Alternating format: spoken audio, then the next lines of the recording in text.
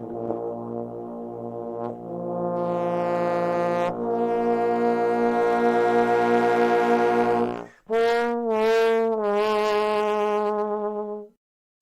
183.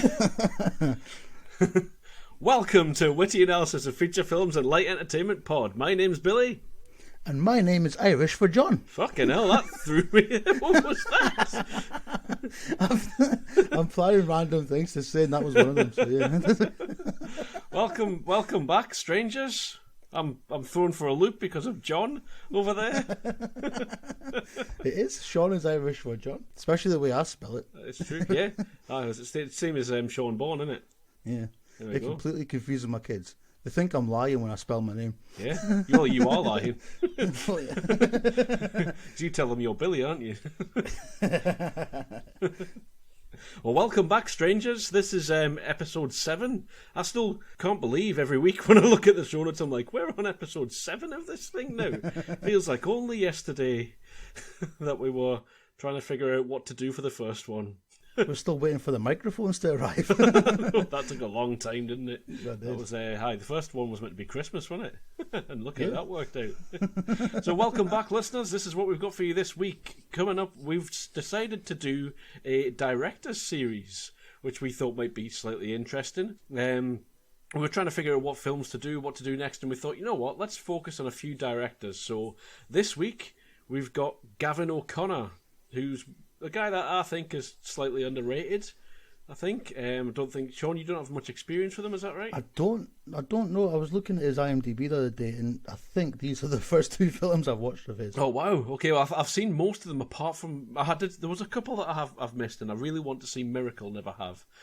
So what we're going to do with these, to let you know, is we're going to do pick a director. So Gavin O'Connor this week. It's Steven Spielberg next week. We're going to pick a director. For the film review, we do their highest rated film on Rotten Tomatoes. And for the best of the worst, we do their worst reviewed film. So worst rated one. So in that ilk, this week we have for you Warrior, Gavin O'Connor directed film. And for our film review. And then for the best of the worst, we're going to do Pride and Glory, which is his worst one. I think it's in at about 35% on Rotten Tomatoes, wasn't it?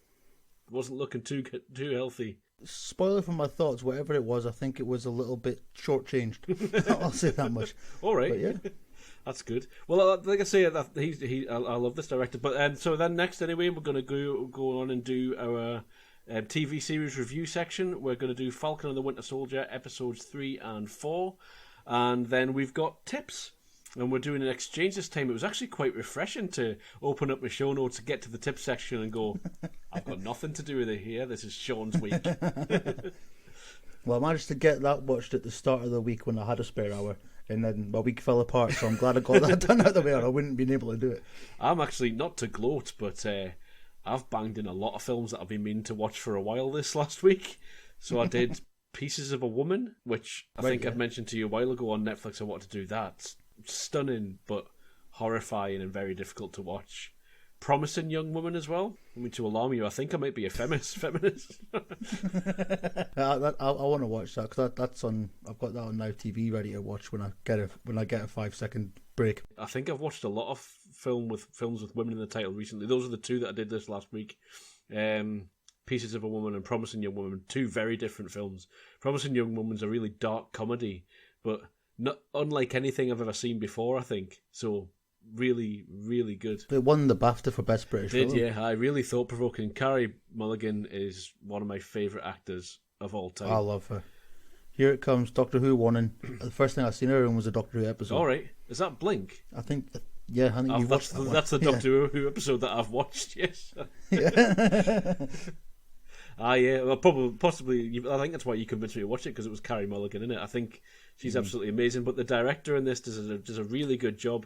She did it when she was like ready to burst pregnant, like 9 months pregnant. She was or something when she was finishing this film, like the production of this film. 20-odd day shoot, so it was like had to get it done. So that's a good honour for that. That was amazing. I was going to say that's probably what made her get through the I would film. say, like putting herself on a bit of a like a deadline to get you through something. It's this time. If we don't get the film done, it's not getting done. Go. Yeah. Well, I mean, like brilliant for her, you know what I mean? But it's just what the hell was I going to say there? I know. I think it. Nah, I have no idea what I was going to say. It's gone. You were mentioning something about her being pregnant and getting it done. Yeah. And then I interrupted you. I have no. It's gone.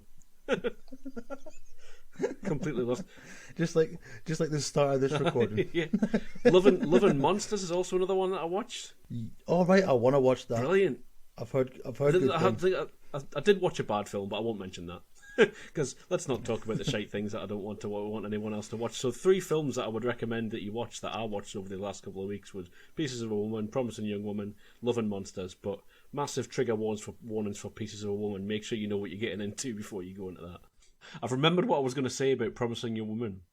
So Promising Young Woman, that was one of those ones that sent me just into a massive dive. I loved it so much that, you know, when you love a film, you don't want to leave it. Right. Like, you don't want that to be the end. So I watched it all the way through. I didn't want to watch it again, but I wanted to continue. I didn't want to leave those characters. I didn't want to leave that world, that film. So I just went on, like, say, YouTube dives, like watching any interview I could find with the cast and the director and stuff like that.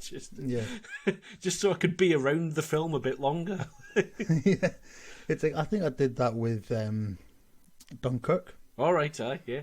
Yeah, because that film, it's like it's not the greatest film in the world, by no means the worst film in the world. It's a really good film, but for whatever reason, I couldn't get enough of it, and I was like, I don't know if I can watch it straight away again. And I just looked at interviews and just sort of like any sort of behind the scenes making of type things, and you know. But that's a good thing about series, when you find like a first episode of a series that hooks you. Aye. At least you can just keep watching it, and if it's already been especially released, if it's got like 10 seasons of it behind you, and you're like, great, I can just carry on watching all of this. That's great. Or there's nothing worse than watching like a really good series and then going, well, I'll be waiting a year until I get to see more of that then. Like Snowpiercer, for example. I thought we were going to get through one episode. Not a chance. I reckon I might rename this to the Snowpiercer podcast or something like that. Whitty analysis of feature films and light Snowpiercer entertainment. So, should we? How are you anyway? Here's me waffling on about all my shite this week. But how's your week been? No. I want to say it's been great, but I'll be honest, it's been tiring. I don't mind admitting, right? I always do my work. I always get prepared for this, but this week it fell apart royally. So I've had a bit of a struggle week trying to fit everything in, with the kids being off last week. But no, it's been good. I managed to get everything done. I got a bookcase for the back of my room, which obviously I think we record the visual. We do. I just delete them immediately. You just delete. Yeah, well, you can't see it anyway. I'm blocking the entire bookcase. I was looking through all my stuff, and I found a bunch of comic books I didn't know I had. But I also found this, and again, nobody can see this. So I don't know why I'm doing this. But remember, we used to go to the Comic Cons in Newcastle. I bought that there. Oh, yeah, Goonies signed script. Goonies print thing. Yeah, yeah. Which obviously was just some guy made up and charged me like a tenner for, but I didn't care. Yeah, just photocopied the script and photocopied the signature page.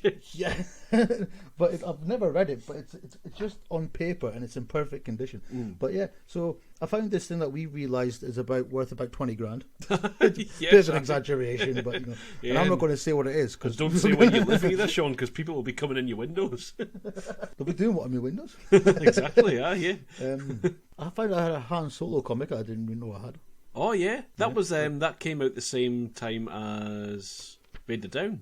That first Han Solo was released. Right. I think does it say True Believers on it somewhere? I think it was a May the 1st. Or May the 4th? May the 1st. What a stupid thing to say. May the 4th be with you. I think it was a May the 4th release. So you would have got it for £1 or something, or you should have got it for £1, but you were overcharged. One of the two. but also there's a few of them I just didn't know because we got these at a Comic-Con once as well, and I've read them and I remember being totally weirded by them. No, I haven't read these ones actually. I don't know because I don't know if you bought them as well. I did, yes, and I haven't gone into them. I think I started, but I haven't finished. I've got loads of comic books that I just buy at cons and then never open or never read, or because some of them I just don't get into. I'll buy them because I think they might be interesting, and then just they aren't. Well, I didn't even realise I'd bought these because I've got some of the DC Rebirth. All right. I think Rebirth was the run that came after New 52. Right. So I've got, it just says, this one's just called Batman. Right. So I don't know, it looks weird. It looks like it's a weird sort of like robot Batman dude behind him as well. Batman Beyond sort of symbol, doesn't with, it? with Wolverine claws. Oh. So I've never read it. I didn't even know I had it. Yeah. I haven't got any Rebirth stuff. And then Superman. Nice. I think they're both the first issues as well. All right. Speaking of Batman, though, I read my Court of Owls this week. I say read. Right. I'm about one issue from the end of that, and I'm desperately trying to find the second volume of it now. It's brilliant. Sweet. Really, I've heard good really, things really about good. that. I've never, because I know I watched Gotham, and I know they brought the Court of Owls story into Gotham a little bit, but I don't know if it's. I don't know if it was just the same thing, or just mentioned them, or just used the Court of Owls, but complete different. Yeah, because I think it's been done before, and this one's a New 52 Scott Snyder run of it. So I think there is like an original Court of Owls storyline. That's I don't know. Maybe purists would berate me for saying that. I like this one. I have no idea. Yeah, but because I don't pretend to know a lot about comics, like I've said before, but I've heard of the stuff obviously. So I've got this one as well, and I think it's just it doesn't have a name that I can see. I think it just says Detective Comics. All right. At the bottom, but it's got Batman, it's got Batwoman, Robin, and I can't remember who that one is. Can you see? I don't know, some girl like flying type thing. I don't know. But I've read it, but I cannot remember anything about it. All right. But I have read it because I read it like a couple of years ago.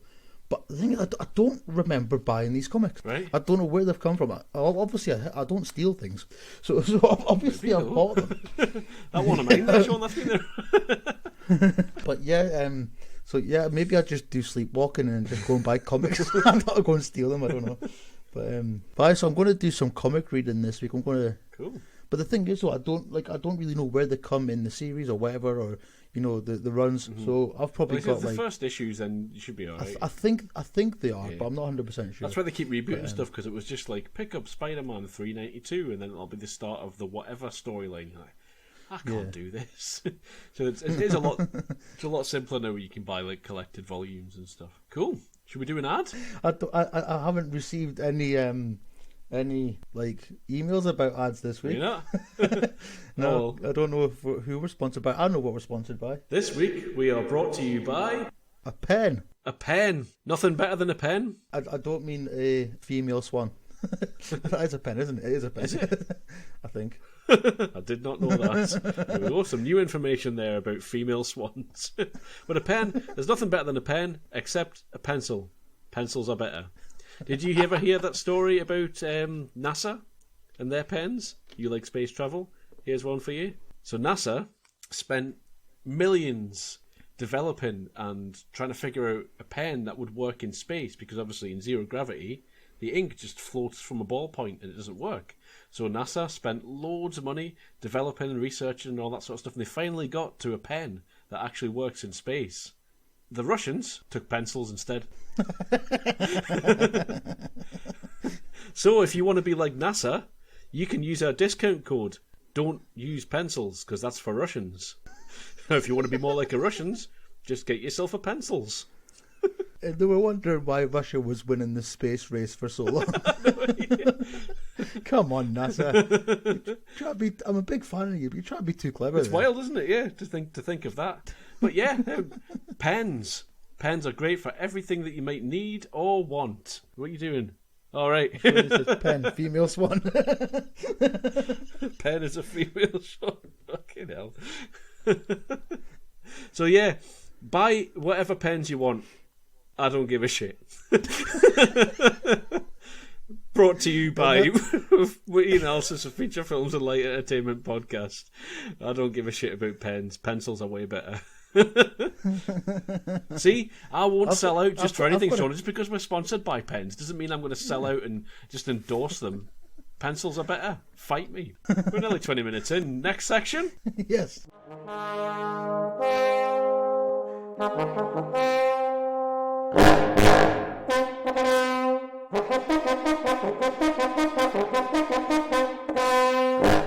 The film review section.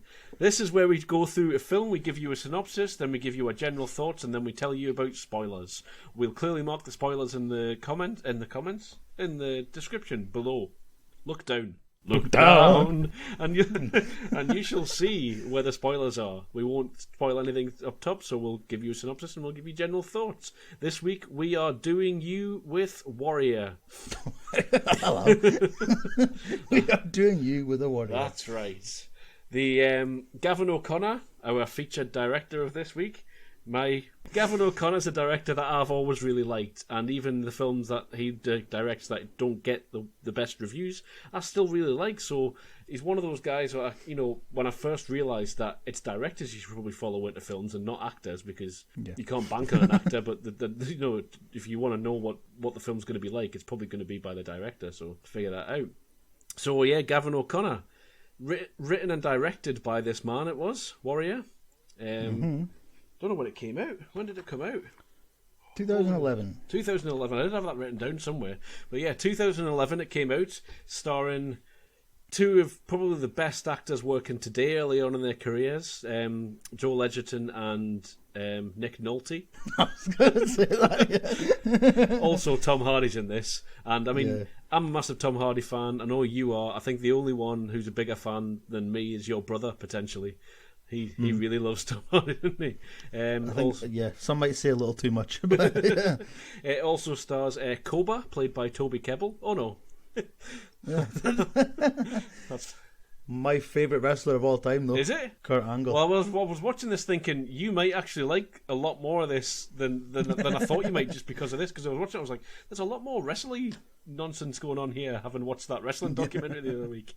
So essentially this is the story of two estranged brothers who've grown up slightly separately, and their alcoholic dad. They're separated. They were both MMA fighters in their youth. One was better than the other, and they've both got their reasons for coming back into it just now, and it builds toward a massive tournament. I think probably the best description, to try and not spoil anything for you but tell you what it's about, on the cover of my DVD, which made me buy it, it says all the Rocky films rolled into one. Yeah. And I think that pretty much sums it up for me. So I've watched this thousands of times, Sean. This is your first time watch, so what did you think? I don't know why this was my first time. I fucking love this film. Yay! It is amazing. I've always heard good things about it. It's one of those things that I've always been aware of since before it came out.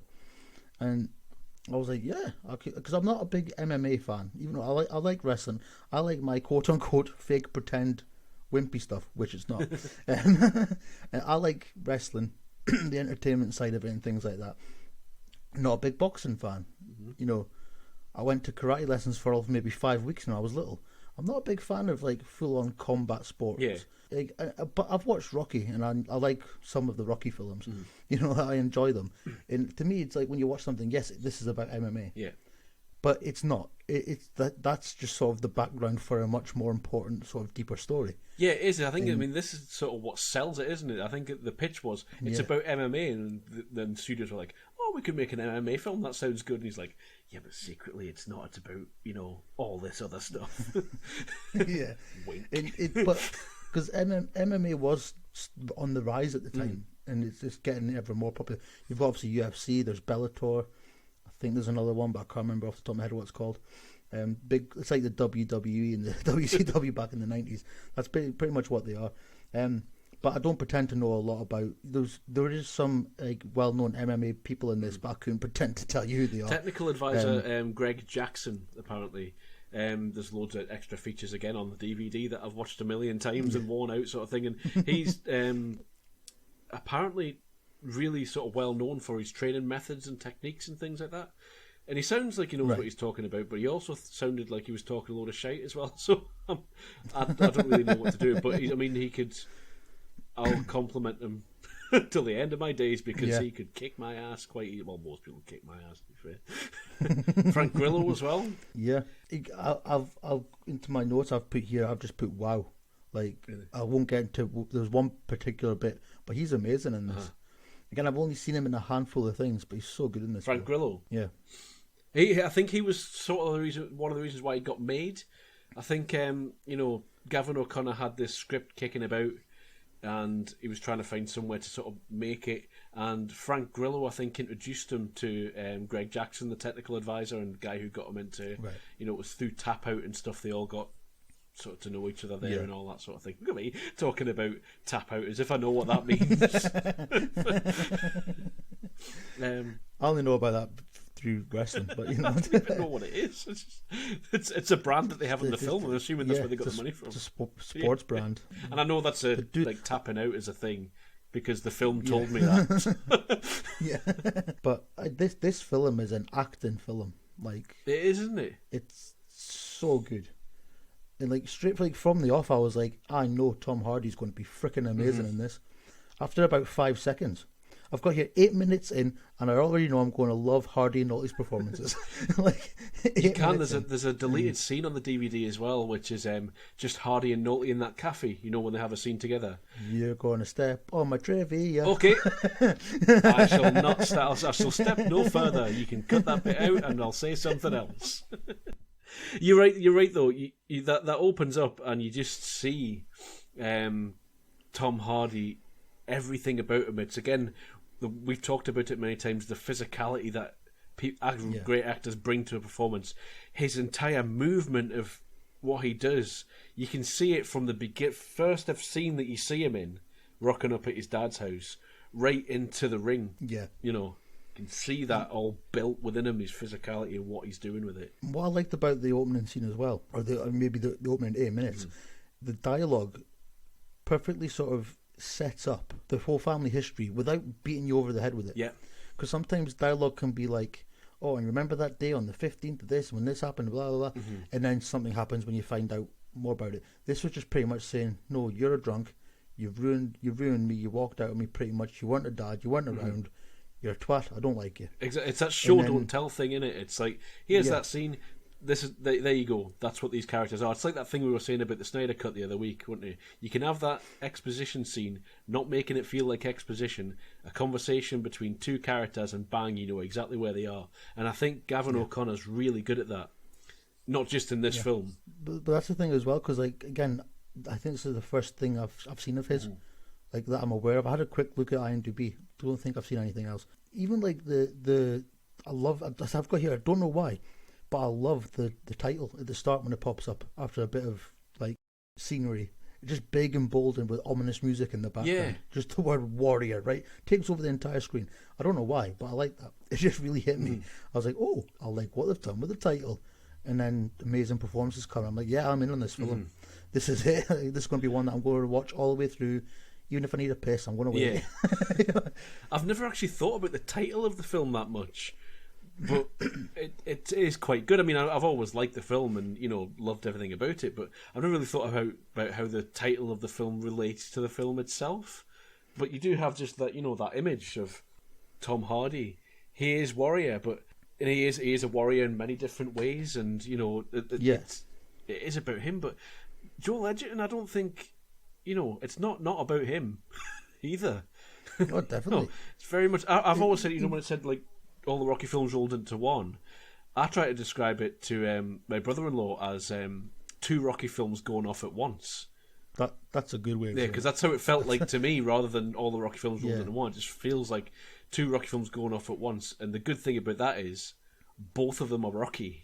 Yeah, you've got two Rockies. You haven't got your antagonist. You've just got two guys that you're behind, and you don't know which one you're actually rooting for. And that's the thing as well, because like it sort of mentions Joel Edgerton's character without going into as well. When you're just looking at a picture of his little brother or big brother, but either way, when he's a child, and there's another brother somewhere at the start, they don't go into it, but he's not there. Then they mention like wherever he's living, and he's a teacher now. And like, but then when you meet him, you're like, oh, this must be the other guy. And you can tell it's going to be about him as well, and it fits it in really well, because with things like that, they'd be run out of time. There'd be not enough time to fix on both brothers enough, and then the dad as well, because the dad can be classed as a warrior, maybe a failed warrior in his early life, but he's trying to come back. 1,000 days clean out off the booze and stuff. Oh, like no, that. I've got something for spoilers, which we need to talk about, I think, as well. Just to remind me something there. I was like, oh, I hear. And so it's his story as well, and then. It's just, but it's all with the backdrop of this ridiculous, to an extent, a ridiculous over-the-top MMA tournament. That it is, yeah. Comes out and Gavin O'Connor is the guy who's put it together. Like, he plays the guy.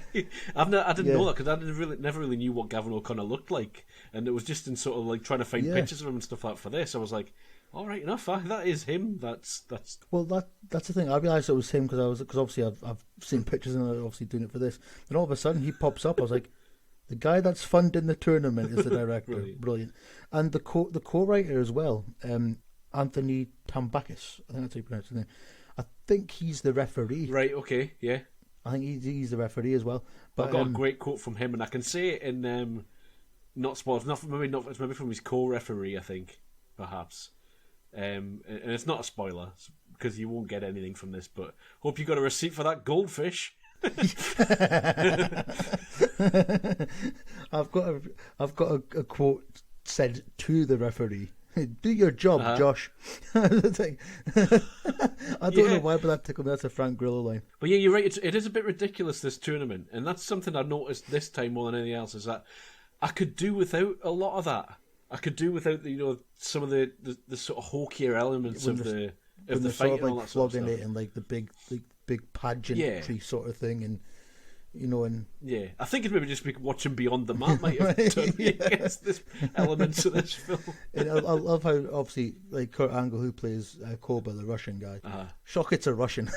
Like the big bad fighters are Russians. No, yeah. But I think apparently I think that character was sort of inspired by a real life Russian fighter, I think. But it just happens the big bad's are Russian. But yeah, Kurt Angle plays him, one of my all-time favourite wrestlers. An actual real life. I thought he must have been a famous guy because they do a bit. He's with a real life Olympic gold medalist in wrestling from 1996, and he won it, as he always said. Because I always thought this was part of his just wrestling gimmick when he did it, but he won it with a broken neck, or as he says, a broken frickin' neck. But yeah, he was a 1995 world champion in that weight class as well. So yeah, he's an amazing wrestler. He went into professional wrestling, had pretty much the best first year. WWF at the time, like, oh, he's a real life Olympic wrestler. We're just going to give you everything. In the first year, you're going to win every single belt you can win in this company. We're going to pay you all the money. And yeah, he's amazing. He just retired last year, the year before. Mm-hmm. I didn't know he was in this. No, me neither. I still don't know who he is. Even though I know a bit more about him now, but I still I wouldn't. I'd walk past him in the street. In fact, I might run away from him in the street. He's a big lad. But yeah, I don't know whether it would work. This film, it's a knife edge, isn't it? Because it could be, are you trying to imitate Rocky, or this has been done before? If it wasn't for, like you say, these performances. And this director just getting it absolutely right, where he's giving you enough of the exposition, enough of the dialogue, enough of the meat that me and you both like. Yeah. The sitting down, talking, building character and all that sort of stuff. He's given us enough of that. And he's also given people who want the punchy fight bits enough of that as well. And it's peppered through the film, and it's paced really well.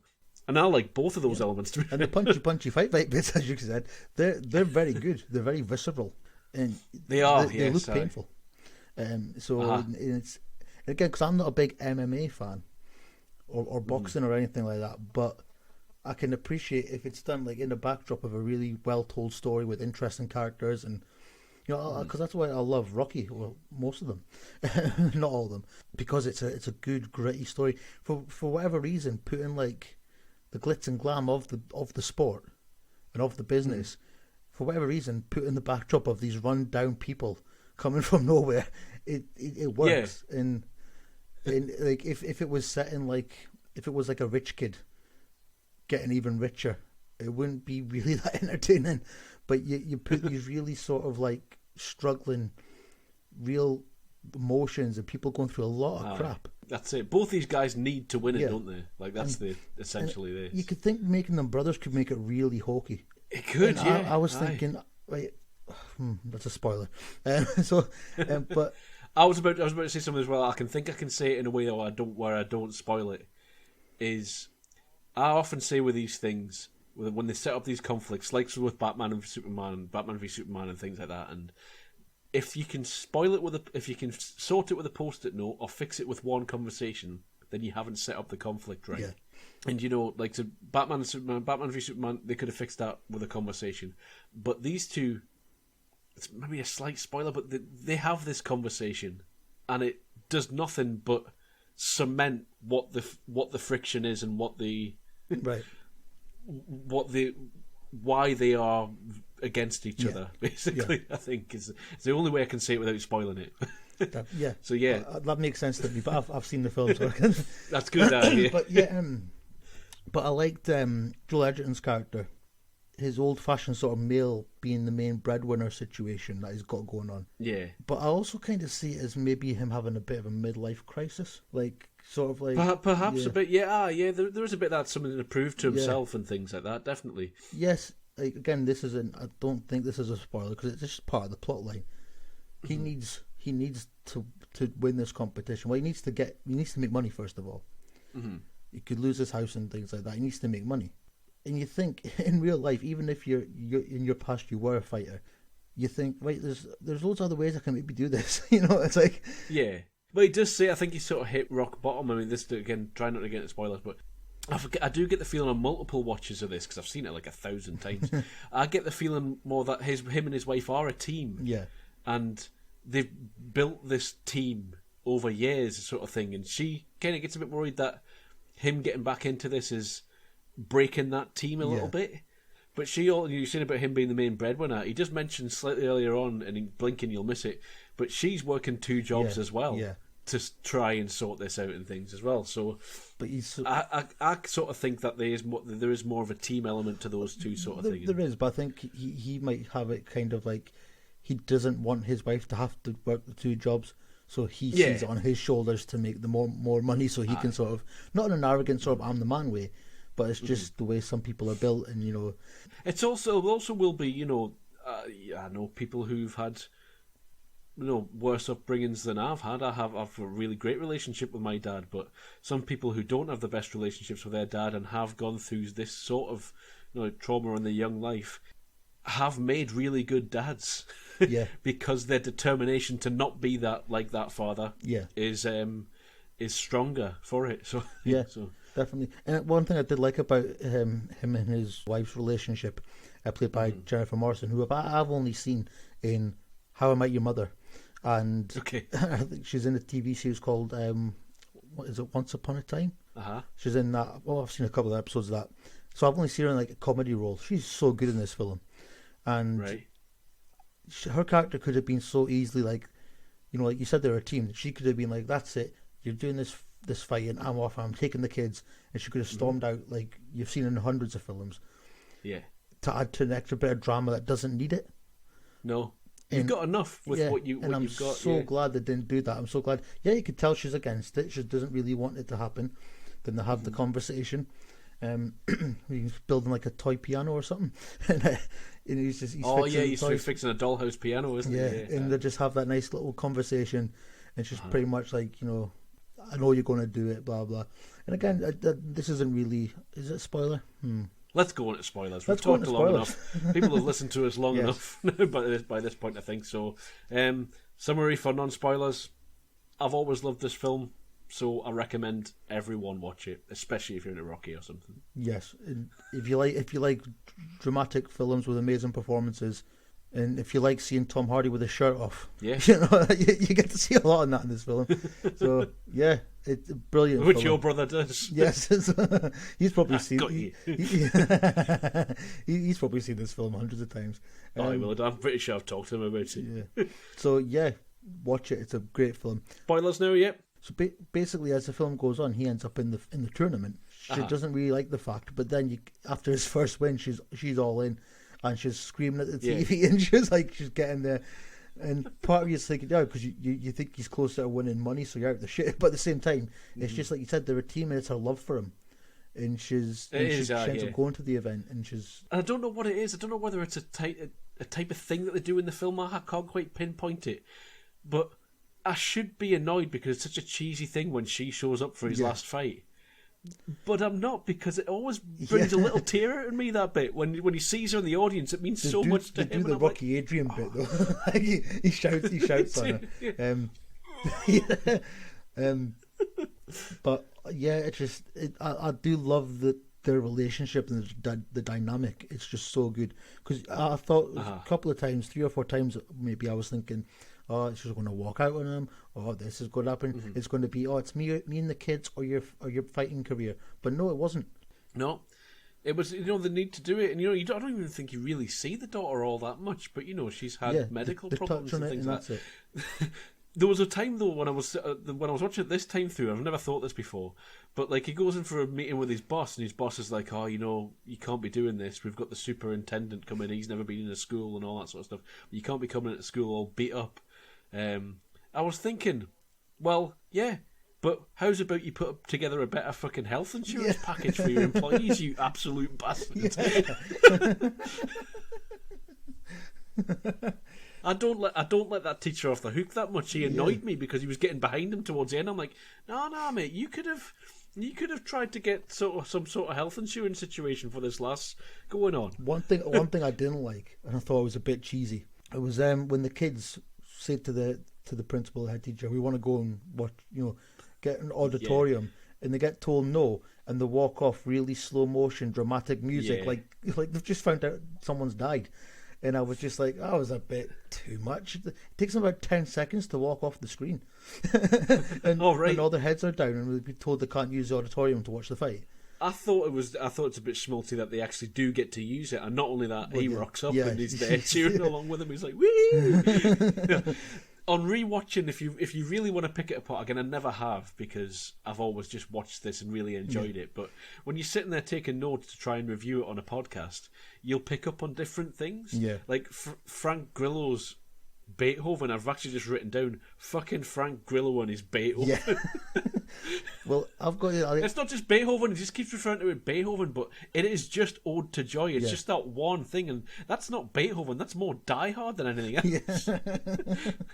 Ask anybody what that is, and more people will say, "Oh, it's Die Hard, isn't it?" Than will say that's Ode to Joy.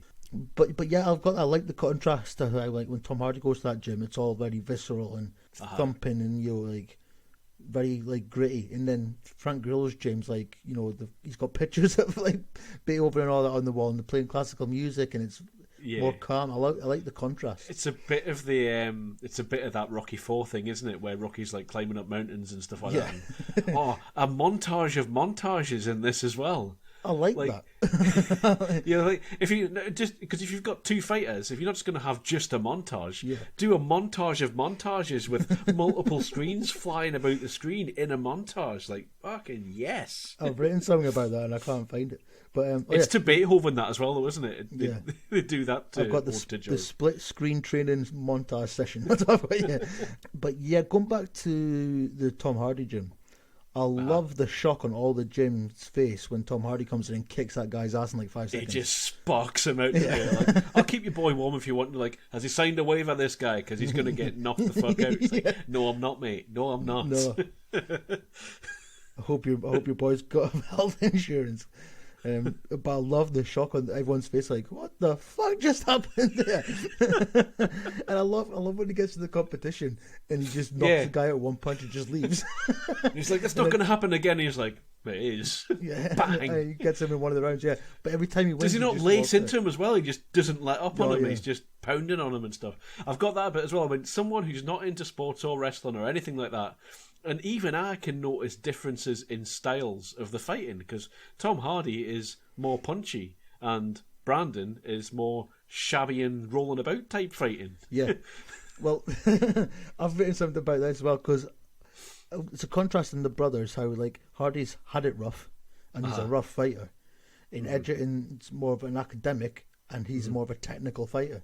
So it's they bring themselves into their style of fighting. That's actually one thing that was intentional. I've heard the director and the trainer talking about that they wanted to get the technicality of bring the character into the fighting, and I thought that's quite good, that, isn't it? Even I picked up on it slightly. Nick Nolte though, this is his film. That scene where Tom Hardy basically, he rips into him quite a bit throughout the film, but then in the casino he tells him to fuck right off. Yeah. And then he goes to go and listen to your fucking tapes and fuck off and stuff like that. And he goes back to his room. Tom Hardy comes in. He's been drinking, not barely a word is said. Yeah. I think it's all silent. But that acting between Tom Hardy and Nick Nolte, fucking that's one of those things where I don't think I cry, but it makes me, it hurts inside, and you feel it in your heart, really. Because he's obviously, how he mentions he's 1,000 days clean or whatever. By this point, he's what, like 1,010 days, whatever it is. I think longer. so, yeah. Aye. And so he ends up, he just wants to get his boys back. Both of them are saying no. Mm-hmm. And then how he's like, you know what, fuck it then. And after that casino scene, he just gives in, he starts drinking. I know. You know, he's shouting like about, because obviously he's listening to Moby Dick. Yeah. And he was just shouting, I can't remember what he's shouting, and then get the sails up or whatever it is. Mm-hmm. And now Tom Hardy just kind of looks, and he doesn't say a word. I think he might just say something like, come on, shh, it's okay, or something like that. I think literally all he says, but he doesn't say it, he sort of whispers it. Mm-hmm. And he just holds him. He just holds him, he puts his arms around him, and he just gets him to sleep and things like that, yeah. And it's almost like, the pose that they hold, I thought, as well, is almost like wrestling, when he's holding, holding someone to tap them out, but it's nurturing, and it's into his bosom and things like that. It's so good, that scene, and that relationship, the way they build that throughout. You know, and that was the only Oscar this film won was, well, got nominated for it. Don't think it won. Mm-hmm. So only Oscar nomination this film got was Nick Nolte. Right.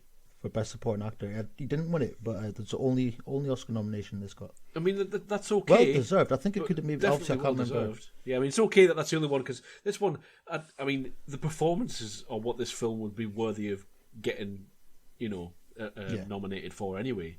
So that is okay, but I think it could have done with a couple more. Came out the same year as The Fighter, though, I think. That one I have seen, only once, though. Well, that's it. I've only seen The Fighter once. I rewatch this all the time. So I don't know whether that says anything about whether the film's good or not. I just maybe it's an easier thing to watch, but I personally find it way more engaging. What I was going to say as well, I talked about it briefly in non-spoilers, but that scene that they have on the beach, many other films wouldn't have that, but at that point you're sort of thinking, what's really between these two brothers that they have to go into a ring and really fight about? What is it that they can't sort out? And they just pepper everything in gradually throughout the story, and then it comes out of that scene on the beach, and you're like, all right, I believe this. I believe this tension, and it can't be resolved by talking, because they've tried to talk about it, but talking about it just riles each one of them up. They really need to get into the ring and probably punch it out a little bit, I suppose. Well, that's one thing I was thinking, because Tom Hardy hardly says anything in this entire film. Like, compared to obviously he has quite a bit of dialogue, especially sort of at the start when you're first sort of getting to see him. But he's a man of few words, and as the film goes on, you realise why, like just what shit he's had to put up with. And then, but I like how his whole military background sort of, you don't just, this is what happened. It unravels slowly, and you find out more and more as the film goes on just what he's done in the military. One thing I didn't like, though, when they went into the military, when you first saw that scene, it kind of pops out of nowhere, and I thought it was a flashback to begin with. But it's really bright, like annoyingly so. I thought maybe that was just me, but it just seemed. Was that like actually the guys in the camp? When they when they flew to like zoomed to Iraq, you just sort of like it was just bright. Obviously, because it is a bit. I think that's cinematography, isn't it? Just that's in my trivia. Tell you what, let's go with my trivia, because I think there's a reason why. All right, let's do it. It's time for this. John's Trivia Corner. The scenes in Iraq were all shot in a car park in Pittsburgh. All right. So when it comes to the lighting, maybe they've just kind of turned it up like to maybe make it look really bright, because they're just. What's Iraq like? The sun's out all the time. Okay. Yeah, and it's a bit deserty. All right, let's go. So they set up. They just dressed up a set in Pittsburgh. Right. So maybe they were trying to compensate for maybe Pittsburgh not being very bright. So maybe they've just went a bit too far. Because I just thought it was a bit overpowering. It just seemed to be like sun coming from all directions. It does seem out with the film sort of thing a bit. Yeah. Yeah. Seems better a place, I thought. So Egerton tore his MCL, or his medial collateral ligament, in one of the cage fighting scenes. So they had to halt the cage fighting scenes for 6 weeks. And Tom Hardy suffered a broken toe, rib, and finger during some of the fight. Jesus. Yeah, they must have been going a bit real. They did. I mean, they spent weeks at that guy's training camp. Like they did go through that guy's full sort of training camp to do it, and. Yeah, they both. I mean, I don't think Joel Egerton was particularly much of a fighter when he got into this. He was just, I think, it was one of his first big roles when he came across from Australia. But the scene I think you were going to mention before, on the first day of shooting, the crew gave Nick Nolte a standing ovation. Yes. Because of a scene in the diner. But that scene was cut. That particular bit that got the standing ovation was cut. But it appears in the DVD extras, and I've not watched the extras, so I might see if it's on YouTube. Okay. It's a really good scene, and it's more of what you already get in the film, so you can see why they cut it. But apparently, Nick Nolte did it in one take. It was one take, him and Tom Hardy, and they were just brilliant. Yeah, sorry, I should have said it. Yeah, you got a standing ovation after the first take. So yeah, it was the first one. So first day shooting, first take, standing ovation. You know you're on the winner. Either that, or your crew doesn't know what they're talking about. Yeah, or you've peaked too soon, and that's it. You're fired for the rest of the. And his character of Paddy was written for himself, and him and Gavin O'Connor are neighbours. Oh, right. Didn't know that. And there's a bit of that links onto a bit of trivia for the other one we're going to talk about that I've got as well. And the last one for this, there is a Bollywood remake of this film called Brothers. Fuck off. And it's one of the biggest box office smashes in India. Really? I'm kind of morbidly curious about it now. I mean, not that I want anything that isn't this film to like a copy of this film, but I kind of want to know what that's like. And there's just a lot of other stuff I was looking for trivia. It's just like this person and this person is also in another Gavin O'Connor film, and I noticed that myself. I didn't notice that. Well, I watched Pride and Glory first, and then when he goes to the bank, I'm like, oh, there we go. There's Noah Emmerich off of Pride and Glory. Like, yeah, but all directors do that. Yeah. But yeah, I mean, the thing I really like about this film is that it's sort of centered. I sometimes try and do this with films, don't I? Try and like sort of figure out what centre of like WandaVision was all about, grief and stuff like that. This one to me seems to be all about atonement. If I'm to pick out a word, sort of thing, you got Tom Hardy looking for atonement for what he did. He feels guilty about losing his brother, and it's not his actual brother, his comrade brother. There's a line about that. Yes, yeah. There's a great My brother line was about that. you in the call because it's during that speech, wasn't it? Where Joel Egerton says to him, he says, "Oh, I'm your brother." He's like, "Oh, were you in the call?" He's like, "What? What did you say?" Mumbling Tom Hardy. He's like, "Were you in the call?" He's like, "My brother was in the call." Yeah. And I missed it the first time I watched that. I was like, "What did you say?" Well, that's the thing about it, because you feel like, obviously, when he's speaking to that woman, and for a quick second I was thinking, oh, is this a wife he's got, and these are his kids, and he's trying to get money for them, which could very well be in a lot of other films, like I've already said about this film. But no, it's his comrade, it's his brother's wife, who he felt was his brother, who died, and he's trying to atone for that, isn't he? Sort of thing. Yeah.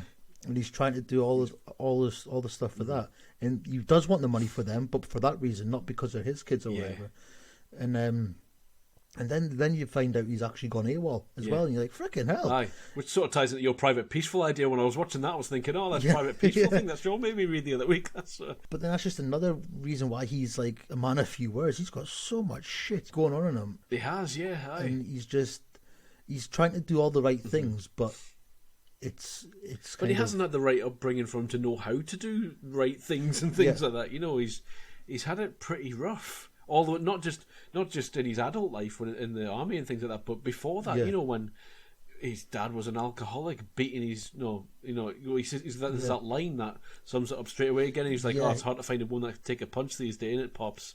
It's like, fuck me. Yeah. That line just tells you everything you need to know about his relationship with his dad and his mum, and why his mum left. And Joel Egerton, the older brother, Brandon, he stays because he's in love with the woman who's now his wife. He's perfectly vindicated and justified in staying with the woman who then became his wife and the mother of his children.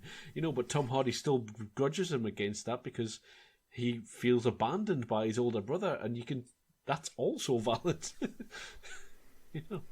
And it's just sort of like there's a scene when Paddy, Nick Nolte's character, goes to Joel Egerton's house. And how he's on again, he just doesn't want to know. Egerton just doesn't want to know. I've heard it all before. Yes, well, he said something like, "I forgive you, but that's it.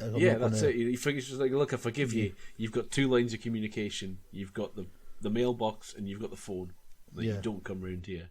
But I don't know. I still don't think you find out what he did necessarily.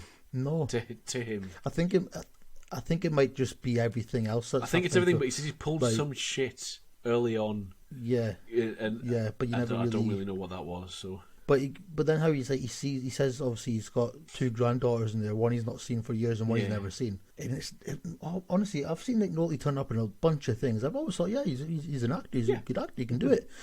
But this film, it's a whole other appreciation for Nick Nolte. Yeah, it really does. I mean, I've always he's good and stuff, but he's never bad, is he? But this was exceptional in.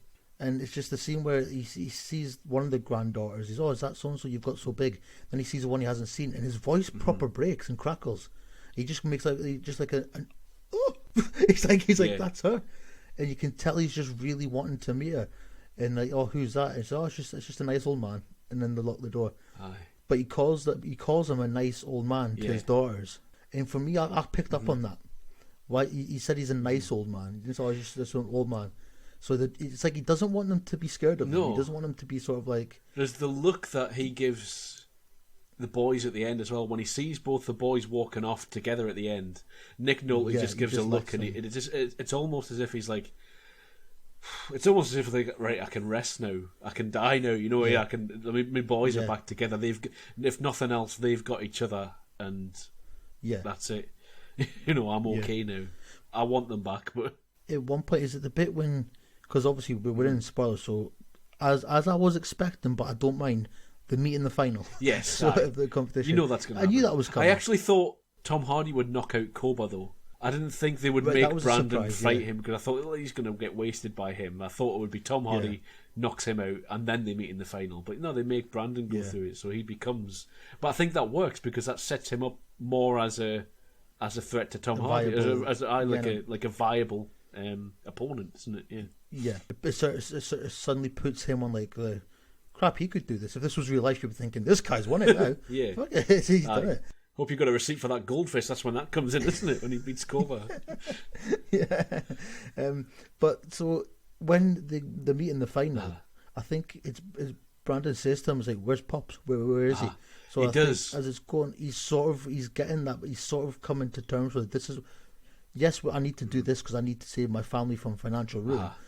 But at the same time, he's understanding that his family's... This is what they've all got in common. The love of fighting and the love of competing. That they all share that common ground. I think he's sort of realising that as it gets to that. And the way they do this last fight, I really want to talk about that. Because no matter how many times I've watched it, I always cry at that fight. And I don't cry at fighting films, but... I was getting... Because I didn't full on cry, because... A bit of a peek behind the curtain here. I was watching this and I was watching the time click away, and I'm thinking, I want to watch this in one sitting, but in 20 minutes I've got to go and get the kids from school. I managed to. I watched it. Boom, got like that. Poor little dishevelled kids waiting next to a road to be picked up by the dad.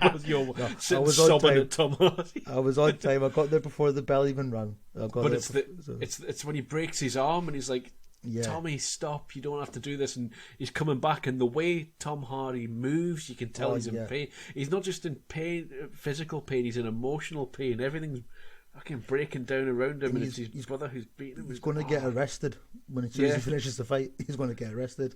And the thing is, like, I would have thought, if anything, Brandon being the thinking man, he would have done that. You know, even going into it, I thought, you know, Brandon's going to see the sense here, and he's going to admit fault, hug Tom Hardy, and they're going to walk off together. But Brandon needs this. Like, he loses his house and his life. Maybe again, this is just me, because I'm thinking they both need this for very good reasons. Like, Tom Hardy's like army brother's wife needs help.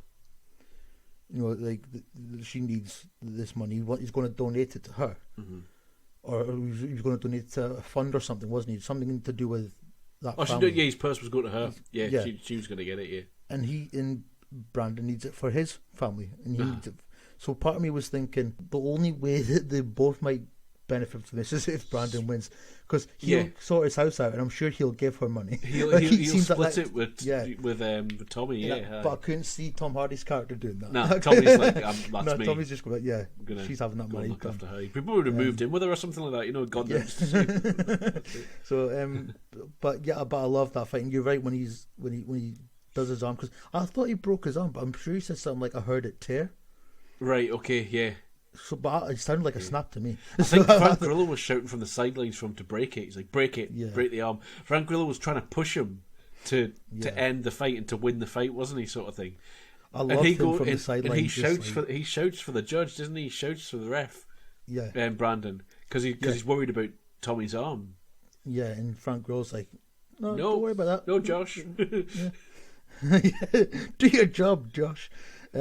There's a bit where he's got a line. Yeah, so it's when he's fighting Koba. Oh yeah, bad ape. The first couple of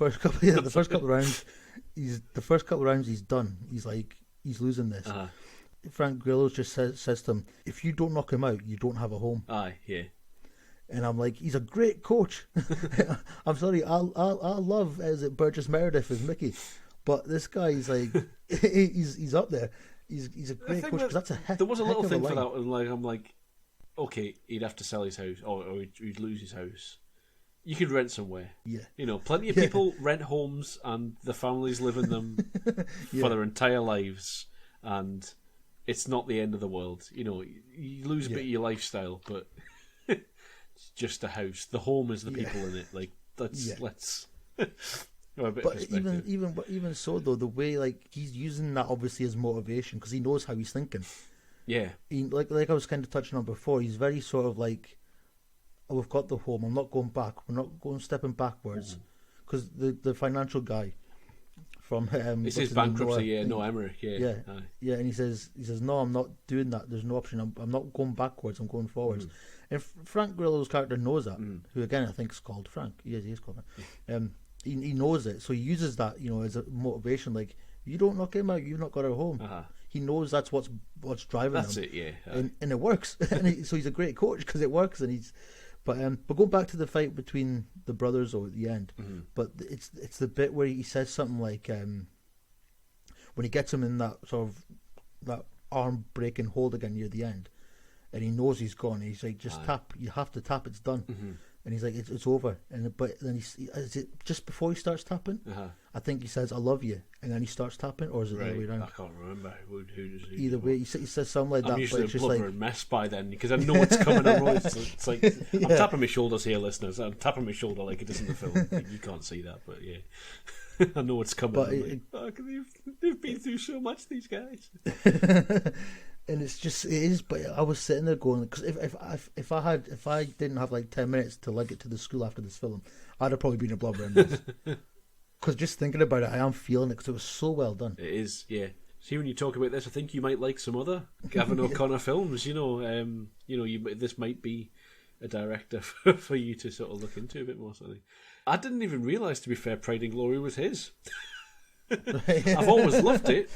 But when it came out, I wasn't really into directors. I watched it because of Ed Norton. I was following actors into films like that. So since you mentioned that, we might as well just go on to the best of the worst. But is there any sort of final? I don't think so. I don't think I really need to sum up any more than just to say I've always loved this film. I'm really happy that we've done Gavin O'Connor, and that you've liked this as much as I do, by the sounds of it. So. Yeah, I'm definitely going to have to. I'll probably give it a year or so. I've probably watched it about another 10 times. It's because it's one of those things where it's a tough watch at times. It's a very emotional watch, but it's enjoyable. And I think obviously that's the whole fighting sort of aspect in it, and the sort of the pageantry of that. But it's on my list of one of my favourites at the minute, because I don't do like a sort of a favourite list, or I don't have a favourite film. It depends what I've watched in the last few months. So at the minute, it's one of my favourite things I've watched. Promising Young Woman is mine. And I'm going to watch that hopefully the next couple of days. So Brilliant. That's probably going to be mine in a couple of days. But, we'll have to do it on the pod at some point. Definitely. After we've done those directors things. Next section. The best of the worst. Here we go. This is the best. This is the worst, apparently, of Gavin O'Connor's films. But so my relationship to this film is I watched it when it came out and absolutely loved it. Pride and Glory, by the way, is the title of it. Again, I forget which year it came out. Have you got that written down? 2008. 2008 film starring Ed Norton, Colin Farrell, Noah Emmerich, and John Voight is the other one who's in that. Well, sort of the main headliners. John Ortiz as well is in this. It's about a family of police, basically, isn't it? There's been a shooting. Some police have been taken out. They're on the lookout for Angel Tezo, who is the supposed bad of this one, sort of thing. We unearth a bit of corruption as we go through in the police system, and it's about how the different characters in that family deal with it. Again, Gavin O'Connor has got a bit of a thing for brothers and fathers and the relationships therein, I think. That stood out to me straight away. He's also got a bit of a boner for sports. I wrote that down within the first 5 minutes of this film. I was like, he's doing other sports, is he? Can't get away from that. He loves his sports, doesn't he, Gavin O'Connor? But yeah, so again, Gavin O'Connor seems to be my director. This was given 35% on Rotten Tomatoes, but Empire rated it 3 out of 5, which they would say is a recommendation. The reviews are mixed for this, but it's that Rotten Tomatoes thing, I think, where people were in the middle with it, I think, a lot of the time. Yeah. And it just went south of 60, I think, so that gives it a negative mark, doesn't it? So, again, I've seen this thousands of times, so what did you think, Sean? I don't like it as much as Warrior. Okay. But when I saw it was 35 on Rotten Tomatoes, I was thinking, that is a bit tight. Mm-hmm. Like, I would have it at least fresh. Well, I was surprised when you said... Well, because we were looking through when we were planning on doing this, and you said, it's Pride and Glory. I'm like, what? I love that film. Is this going to be another sort of X-Men Origins Wolverine situation where I'm sat here going, it's brilliant, I don't know what you're talking about, Sean, and actually it's crap. No, it's a really good film. Again, peeking behind that curtain, I finished watching that at 2 o'clock this morning. I've managed to squeeze it in, and I'm glad I did. Mm-hmm. I've really enjoyed it. Again, it's a tough watch at times. It is, yeah. Which is good, though, isn't it? Because it really does hit hard, and it really hurts sometimes. Some of the things they do and say, and they don't back off anything, do they? No, hell no. And I'm not going to go into my trivia yet, but I'm just going to take one of them and tell you now. 300 plus F-bombs in this film. Is there? Well, there's 300 plus. There's at least 2 in my notes, I think. I think in spoilers, though, so I'll leave them for... One of them is, fuck you, Jimmy. I thought that quite a lot. Oh, yes. The way my trivia works, I'll decide usually what one I'm going to do trivia on. It's usually best of the worst, but for this, because it's both directors, I thought I'll do it for both. And before I even realised that, when I read that in the trivia bits that I found, 10 seconds into the film, I think there was already 5. So I was thinking, this is going to be a fuck-heavy film. And then it's just all they say. I genuinely never noticed the swearing in it. To be fair, again, I think I said this every podcast, that because I swear a lot, fuck, bollocks, that sort of stuff. but I think... Oh, I've used me bleep again. Hey. But I think because I think the one of the cops says it about 3 times in 2 sentences. Yeah. And I was like, he said that a lot. And then a couple of minutes later, someone else says it, and someone else was like, oh, okay, I'm noticing there's quite a few. And then when I read that, I was like, that makes sense.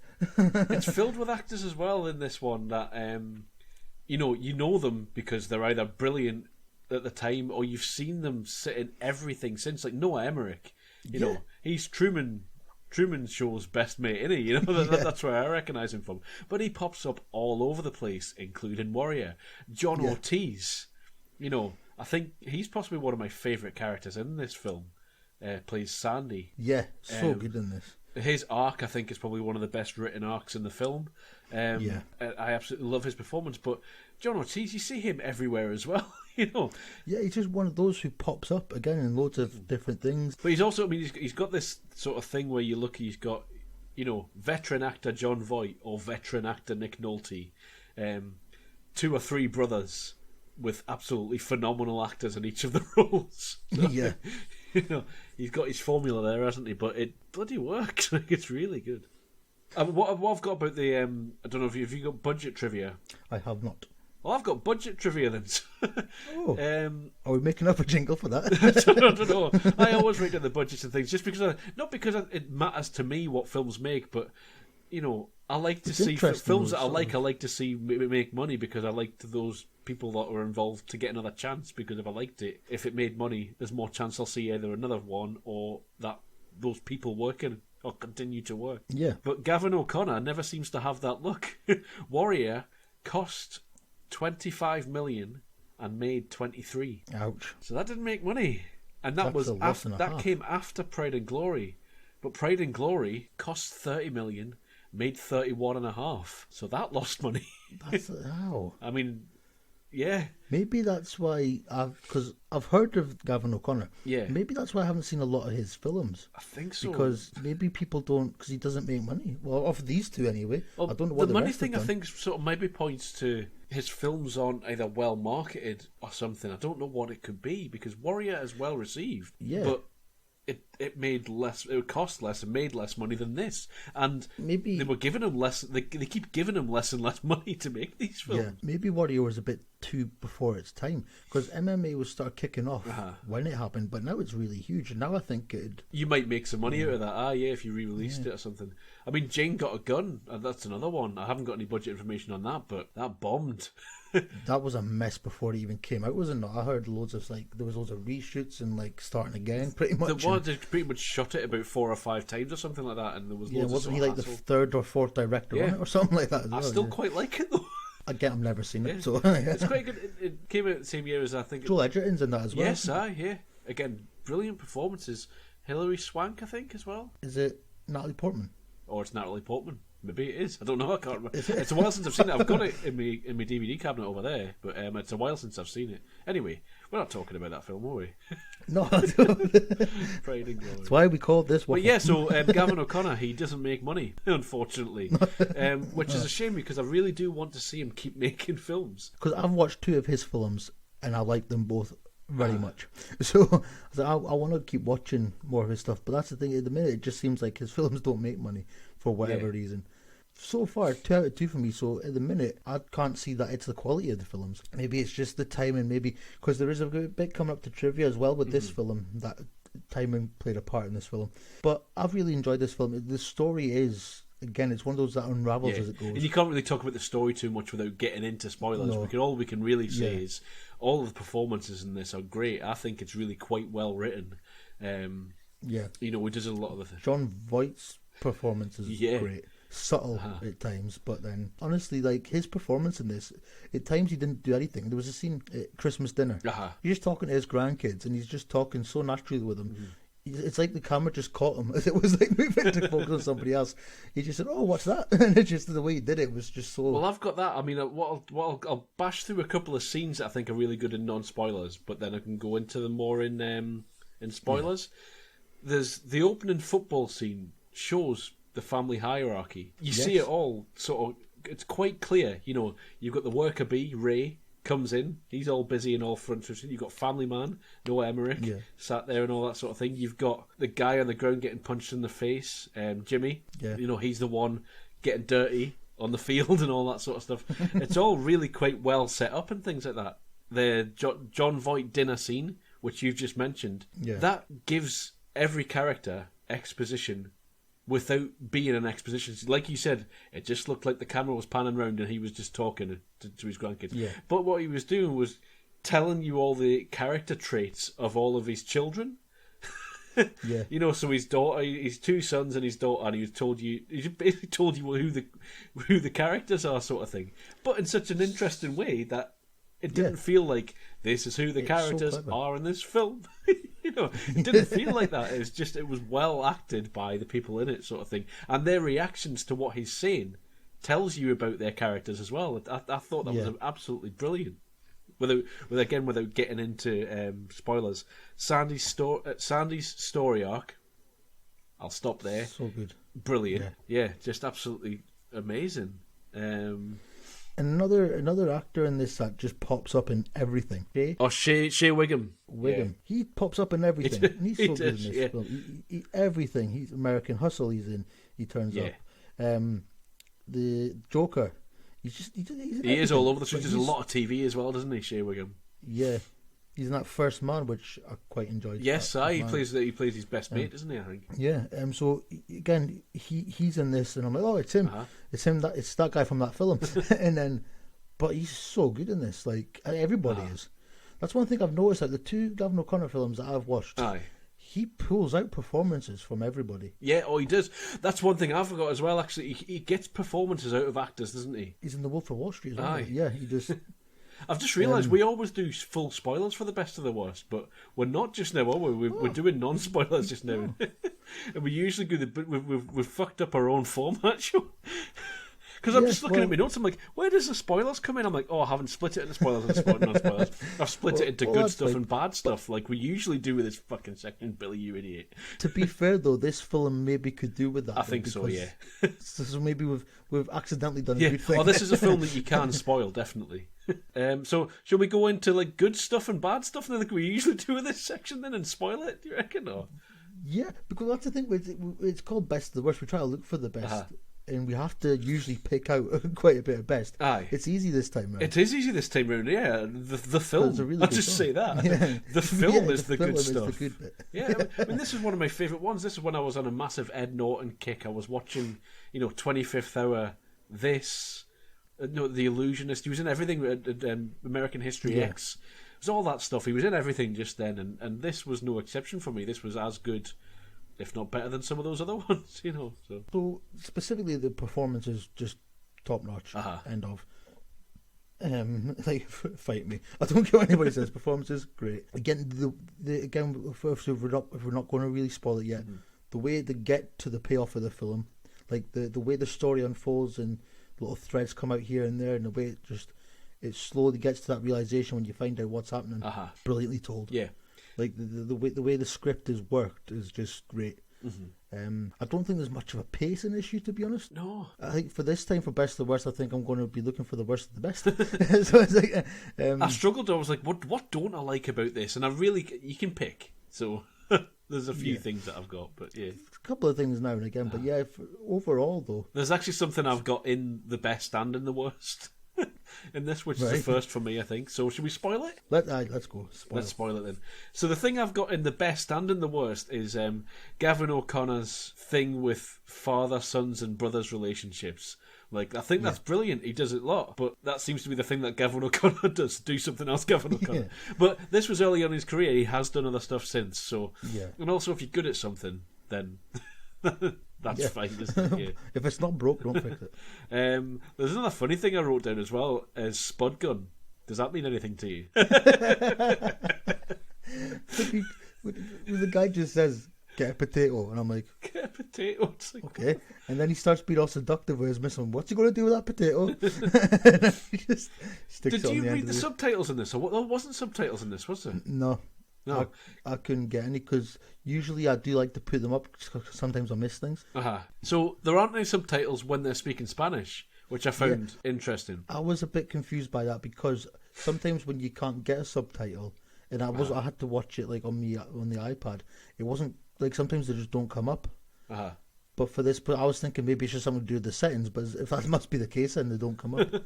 I've sort of got that in my best and my worst as well. Yeah. Because it's a really good thing that he does, because you're watching scenes and they're predominantly happening in Spanish, but you understand what's going on, you don't need subtitles. Yeah. But also, it's a bit weird when, like, say, Ed Norton.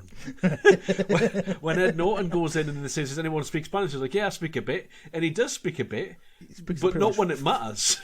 Like, he speaks Spanish a bit to the person, and then he then carries on in English so that the audience can understand. And I'm like, and I've never noticed that before, because obviously it just happens and it's really good. Yeah. And it fits with the film, and it's quite a cool thing to do. It's like when in Star Trek, where aliens just speak alien languages and there are no subtitles, but you know what's going on, you get it from context. So yeah, I thought that was just an odd thing, but not necessarily a bad thing. It's just a thing, isn't it? So, but that's the thing. Sometimes it's like, if the things are done well, you don't need them. Like, no. Like I've mentioned before, obviously, Life is Beautiful. Like I said, if that film didn't have subtitles, it wouldn't have mattered, because it was just really easy to understand what was going on. other films that I've watched with subtitles, like I can't remember which one is the original. Is it Let Me In or Let the Right One In? Let the Right One In. Yeah. The original did need subtitles. Right. A film that I think that did, but a lot of people love, and I kind of found it a bit Pan's Labyrinth. Like, I never liked Pan's Labyrinth. I'm with you on that. I've watched it once, and maybe I need to give it another shot. But yeah, I'm not a Willy the Bull fan though either. I love that Willy the Bull. I know that might be that is controversial because people do love him, but I've never liked any of his films I've seen. I've always wanted to because I think stylistically he puts a beautiful thing on screen. I think everything that he does is Pan's Labyrinth's painting. Brilliant to look at. Yeah, it's really good to look at.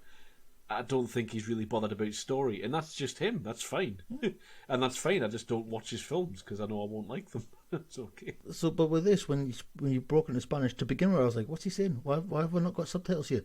And then, but it's done in a way where I was thinking, "Oh, maybe we're not meant to know what they're saying yet. Maybe it's going to come out at the end." Mm-hmm. It doesn't, but it all does make sense, and you realise what they were saying, even if you don't. And on multiple watches, actually, when you listen to what they're saying in Spanish, it's all very basic stuff. So if you know any language, you'll pick up on what. Well, there's a bit when he's interrogating or just like interviewing the Tezo's, I don't want to say girlfriend because he tried to like shit, but his female companion. Oh, yeah. And she's just talking away, and then she says something about the guy's name, Sandy, whatever she says. Yeah. And she just says Policia. Policia, yeah.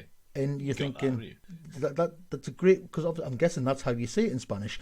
So it's quite close to police, so you know what she's saying, and that's the one word you need to pick up on. That's all you need to pick up on. You need to know Sandy and police, don't you? That's it. And then Ed Norton even goes, "What, Policia?" It's like, for a quick second, I was like, "How did you not understand that word, Ed?" But then he's not. He's questioning. Wait a minute, did you just say what I thought you just said? Yeah. And again, Sandy, his death. Oh man! Like it just crushes me, and he's not in it that much. No. But he makes enough of an impact for you to see all that. And one thing I was going to say as well, we were talking a bit last week in the Falcon and the Winter Soldier about the role of police and what police do. This actually does quite a good job, I think, of showing the different sides. It shows a lot of the different sides of the white police characters, is what I would say. And it shows Sandy quite well because he's quite... I don't think that Angel Tezo's possibly the best represented character in this. No. And sometimes the people in the community aren't that well represented. So I was actually watching it this time, thinking, which I've never thought before, I wonder what a different voice would take on this. Would you be looking at it from the perspective of the clerk in the drugstore, or would you be looking at the perspective of that guy whose baby almost gets ironed? Yeah. Oh, that was. Which was hard, which was well done in this. That's where I say "fuck you, Jimmy." Yeah. But it was hard in this film. It was well done in this film, I think. But it just makes you think about, this seems to tackle those issues quite well, and the characters that play against each other well in this. But I wonder what a different sort of take on this would be, and we're starting to see those sort of stories coming through now, aren't we? But I think the story that he's telling is still really well told and well done. Yeah. And you see everything through the characters that he has. This all takes tolls on all of these characters. The title Pride and Glory. That's what's on the badge, I think, isn't it? That's what it comes through, and that's what pride and glory that Sandy felt when he was first taken into the police, and how that has ruined him to the point where he shoots himself in the head. Noah Emmerich should have been. Oh, sorry. No, carry on. I'll get back. Sorry, Noah Emmerich's character. The scenes with him and his wife, absolutely amazing. She's an amazing actress as well. I've wrote down her name. I think Jennifer L. Is that how you pronounce it? I would say L or Ale or something maybe. She's a British actress, I think. British actor, maybe. Right. I think. But yes, so scenes with those two, and when she sort of says to him, "I need you to be the guy that I trust my children with. I need you to be my husband. I need you to be that guy. Do you understand what I'm saying?" She's kind of telling him there to have pride in yourself, take back that pride, and do the right thing. Basically, in that situation, Jimmy has pride. It's false pride. But he's had to. It's coming from a wrong place. It's wrong, but he thinks he's hard done to. He's like, we only get paid $65,000 a year. It's like, sounds like a reasonable enough fucking wage to me. Poor bastard. I know it's not, because dollars and what they have to go through isn't anything like my jobs. Well, exactly. But yeah, so that's, and then you've got Ray, who is like, he's been through this before. His dad's made him do this before, and his pride will not allow him to do this again. Like, he's not doing this, and yeah, I thought that just I've rambled on for a bit now, but what they did with the characters and the title of the film really sort of feeds into all that, doesn't it? But that scene though, like when you find out straight away there that's what Sandy's, what he needs and what he's going through and why he's maybe doing some of this stuff. And then he kind of has a breakdown in the shower and he cries. But when he turns up to the reporter, he's the gym owner in Warrior. When he turns up to speak to the reporter, and you don't quite know which one it is. And then I remember thinking when I was watching it, you see a bit of the silhouette, you're thinking, who's got long hair like that? Who's got that Brian May sort of hair? Yeah, because he's sort of cornrollers around his dreads are gone. Yeah, yeah. And when it was revealed to be him, I was like, where's this going to go? And I was thinking, I'm not liking the looks of this. But with anything, another sort of director might have just had him. The camera focus on him. He slowly reveals a gun, slowly. But no, with this, he just chucks a sheet over his head, says a line, boom, gone. You don't even realise he's got a gun. He just puts a sheet over his head. That bang. act of him putting a sheet over his head, though, as well, is sort of like an honourable thing, isn't it? Like, he doesn't want that guy to have to see it, although that but he is going to shoot himself in the head, but he's protecting the reporter. He's like an honourable guy, man. So going on to that, because it would maybe a good point to jump onto my trivia. John's Trivia Corner.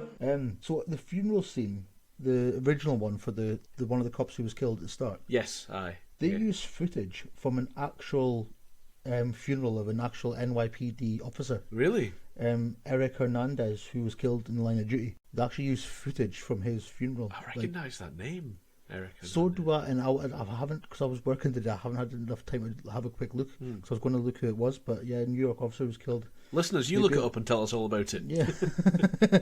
An off-duty officer shot by police during a fight. So this film was originally pitched, and in 2001, Mark Wahlberg and Hugh Jackman were pretty much in talks to star in the film.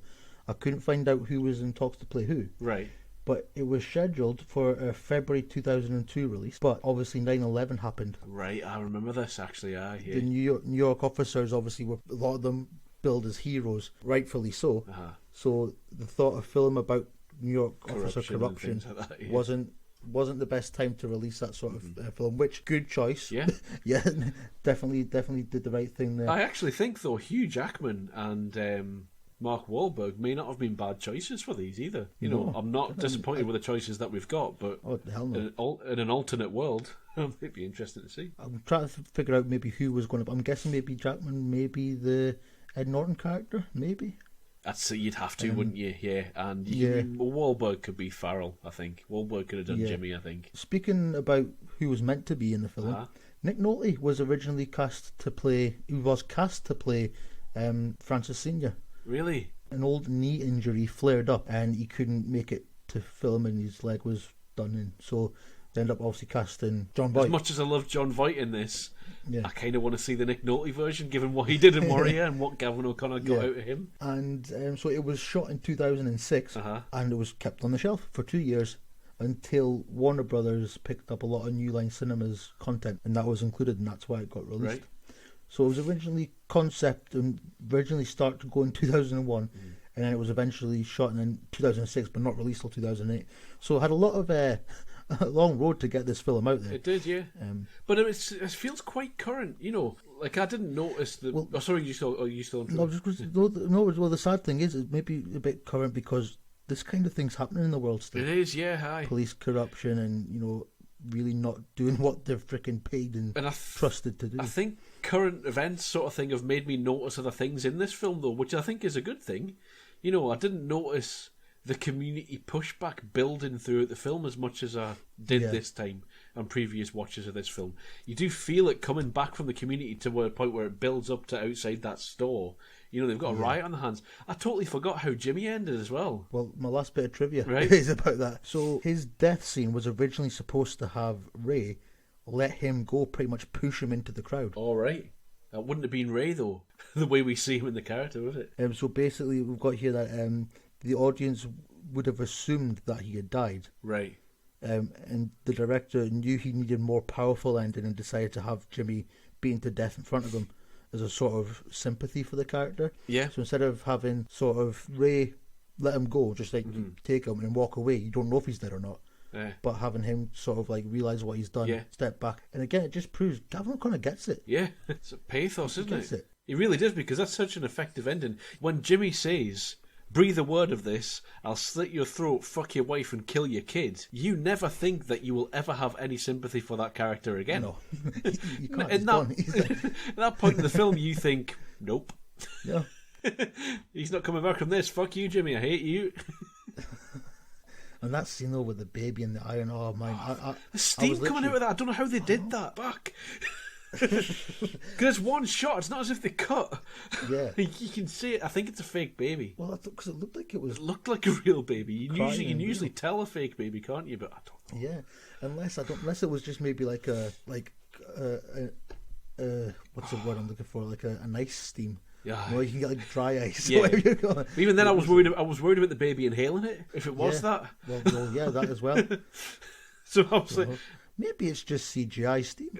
maybe, aye, yeah. It's a tough watch, that one though. Oh yeah, because I was watching that. Obviously holding an iPad in bed watching it. I literally like angled the iPad away a bit. I was like, oh no, I can't look. And then what he does to Ray as well afterwards, grabbing his gun and shooting Angel Taser, you're like, fuck you, Jimmy. Well, the freaking thing shoved in his mouth. I was like, oh. The truncheon, wasn't it? Yeah, round down his throat, like, don't take it out. Like him, his brother, his dad, they know right from wrong. Yeah, aye. They know what they should do and what they shouldn't do, unlike Jimmy, who's just a twat. Yeah. Well, Ed Norton says, you broke our hearts at the end to Jimmy, like they took you in, your family, and family's a really important thing for, clearly, I would say, Gavin O'Connor and this film. Yeah. I was looking for negatives in this, because we try and look for the best in these worst films. Yeah. So I thought, well, I can't really see too many. There's Ed Norton's Spanish, possibly. There was something about Colin Farrell's accent, but his performance was amazing, I think. Maybe but I didn't really know whether somebody... that was a bit of his Irish creeping in, or whether he's meant to be an Irish-American character. He's like Bostonian, I think, isn't he? So I didn't know whether that was actually valid for that character. So because that's one thing I was trying to figure out, because you've got that sort of New Yorkish kind of twang going on with it. The sort of Boston, even though it's like different kind of different city. But again, with him doing that kind of, because it is sort of like an Irish, I could be wrong here, but those sort of accents, it's like an Irish American community where it's kind of developed from. Mm-hmm.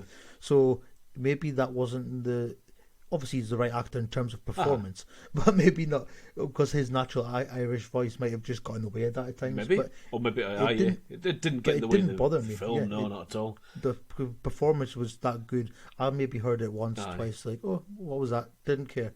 Didn't dwell on it much. You'll watch some films where it's like, yeah, you're struggling with that accent, oh well. Good on you. But with this one, you didn't care. I also thought the sound design, it sounded like Ed Norton was driving to that abandoned building in first gear the whole time. Like, he never changed gear, and it was just racing. It's like, Ed Norton, change gear. There's one with like Harry Potter. I was watching like mistakes and like Hollywood movie mistakes, and it's like the scene in Harry Potter and the Philosopher's Stone when Harry's talking to the snake, it blinks, and I'm like, he's like, snakes don't blink, and I'm like, he's talking to the snake. It doesn't matter if it fucking blinks or not. There is that, like, some folk can be a bit pedantic when it comes to. So because I couldn't find too many negatives, I thought I'll go and have a look at the reviews on Rotten Tomatoes, because that's what's bringing us down, sort of thing. So I pulled a couple of quotes from a couple of reviews. I thought it'd be just fun to go through some of them and see what people are saying about this one, because I can see why people think some of these things are negatives. They didn't affect me watching the film, and never have. Helen O'Hara, who I think still writes for Empire, her review was a well-acted and tightly structured piece that would be more impactful if it weren't for a feeling that we've seen it all before. So that was sort of a recurring theme in the reviews, was that it was formulaic and we'd seen it all before in police procedurals, and I actually thought, maybe I just haven't seen enough police procedurals up to this point, because I thought it was quite fresh. Yeah. Yeah, but that's the thing, though. You can have things that I've done time and time again, and it's how you show it. It's how you do it. It's the take. It's Gavin O'Connor's take on it. There are only 8 notes in music, but the variations that you can have on those, Exactly. So yeah, it's how you present it, and I think it was presented in a nice sort of fresh way. And... I would agree with you. It's never bothered me that before. Another one from Matthew Lucas. This review was, by the end, O'Connor has achieved something that, while not quite extraordinary, is still quite notable for the tension that it builds and its powerhouse payoff. That sounds positive. I think to me. I think that was quite good. I think he pretty much agreed. I think there was a positive review that they had there. So I thought I was going to be no. I think because there were a lot of positives. That's what I'm saying. You know, Rotten Tomatoes with the aggregation thing. There was a lot of positive stuff in here. But that one from Helen O'Hara, the consensus was basically that it wasn't doing anything new and it was just a police procedural sort of thing. I thought, I don't really get that from this, and I've rewatched it loads and watched other police procedurals and not really seen this, you know, so maybe.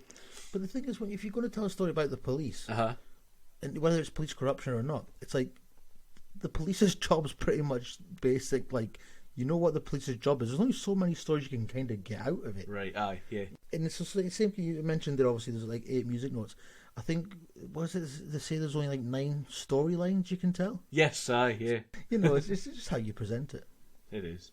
There's another one, I think this might be one of my favourites, although I don't agree with it. But I can see the point.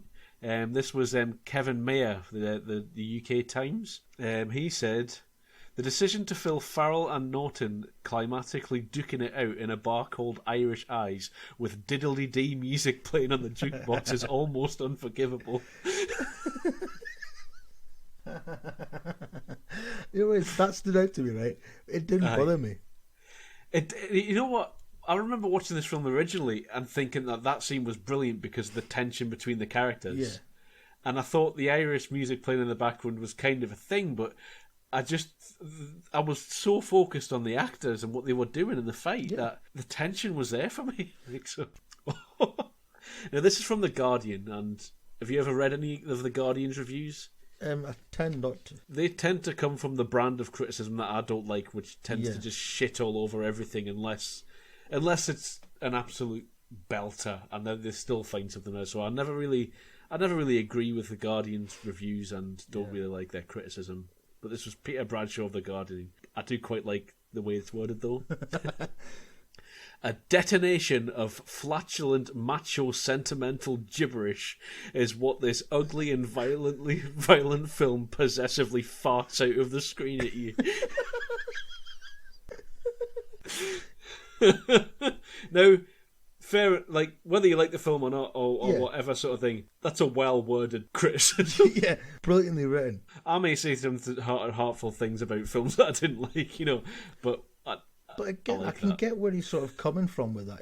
Again, that didn't bother me. It is a sort of over-the-top sort of macho sort of man asserting the dominance type film, but for the story it's telling, that's what it needs to be. But the final review I've got, which actually I think is probably the most balanced one, was Total Film. Right. So they say, it doesn't quite pack the wallop that O'Connor intended. A daft fight near the end may evoke laugh, and it probably won't be storming the Academy. But don't be shocked if you enjoy this as much as Marty's Oscar victor. Didn't realise this came out the same year as The Departed. Ah, right. Again, another film I haven't seen. Did you not? No. I like both. I think I enjoy watching this one more, and I rewatch this one more. I think The Departed's a better film. Well, that's the thing. There's loads of, like I've seen nearly every week, there's loads of films that are brilliant that I've only watched once and never going to watch again. Yeah. Because to me, there's brilliant technical and performance, but then there's brilliant rewatchability. Yeah. And to me, rewatchability is a big important thing, whether it's technically a great film or not. So, Waffle Award. Do you have any suggestions for this at all? The serious ones, obviously, just everyone's performance. Yeah. Would get, but like, I was just going to say we'd give it to Gavin O'Connor. Yeah. Because he's earned it as a director whose best and worst films are both good, I think. But have you got something else? Did you say? No. No, I was just trying to think. The guy who kills himself in the car. Sandy's storyline, like his arc. Give it to his arc. Absolutely. Yeah. We can give it as many awards as we want. So, all the performances. John Ortiz for his performance.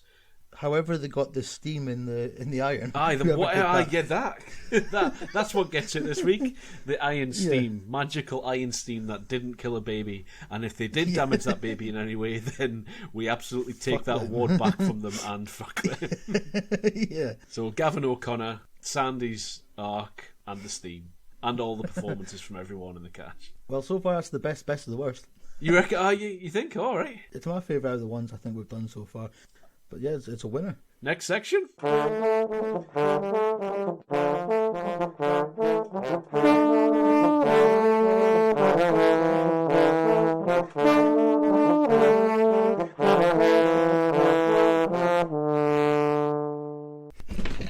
you bastard!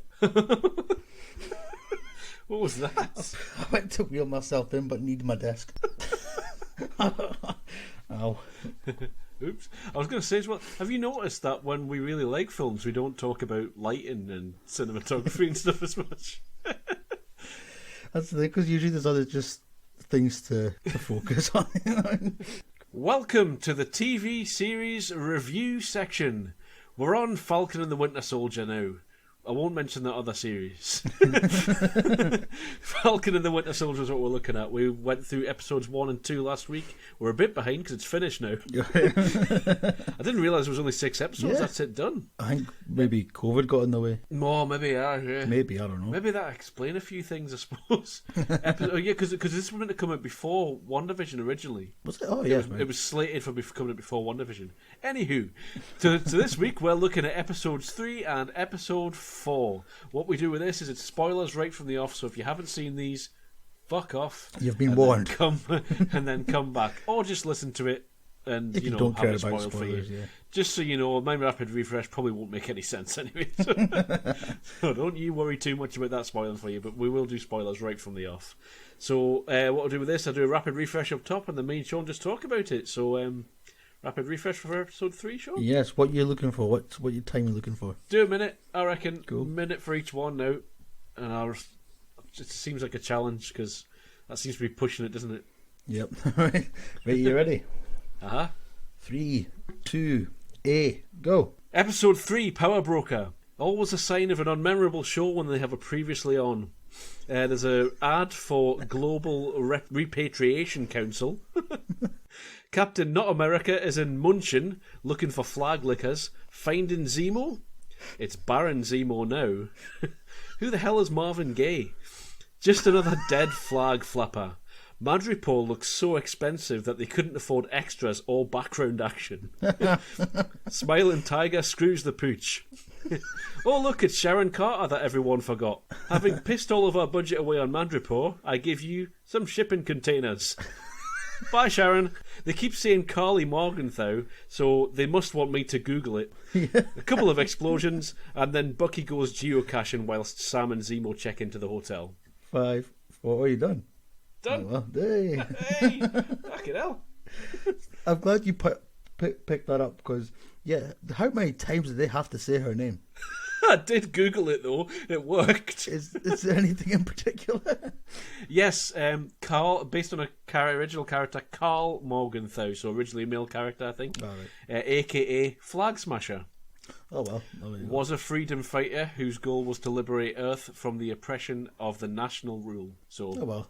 Fairly. Yeah. So basically, she's the main character, which is why they keep saying her name, and they keep saying her name because. Yeah. Because I was thinking of it, because if I had time, which I've already mentioned that I didn't this week, I was thinking of going back and just counting every time they said it. That's what I was thinking of doing, because I did think they said it quite a bit. I did watch this episode twice, because I did my cursory once watch through, but then I only watched the next one once because, again, I didn't really like this episode all that much. I mean, what about you? I'm liking it. I mean, it's nothing. It's not. I was going to try and say something stupid to be funny there, but I'm not going to bother. It's not getting me totally like excited like I was. I don't want to compare it to WandaVision, but I'm going to have to. There's nothing else to sort of, No. It's next in the line of the series that they're pushing out. But I'm kind of like, I'm liking it, but it's not.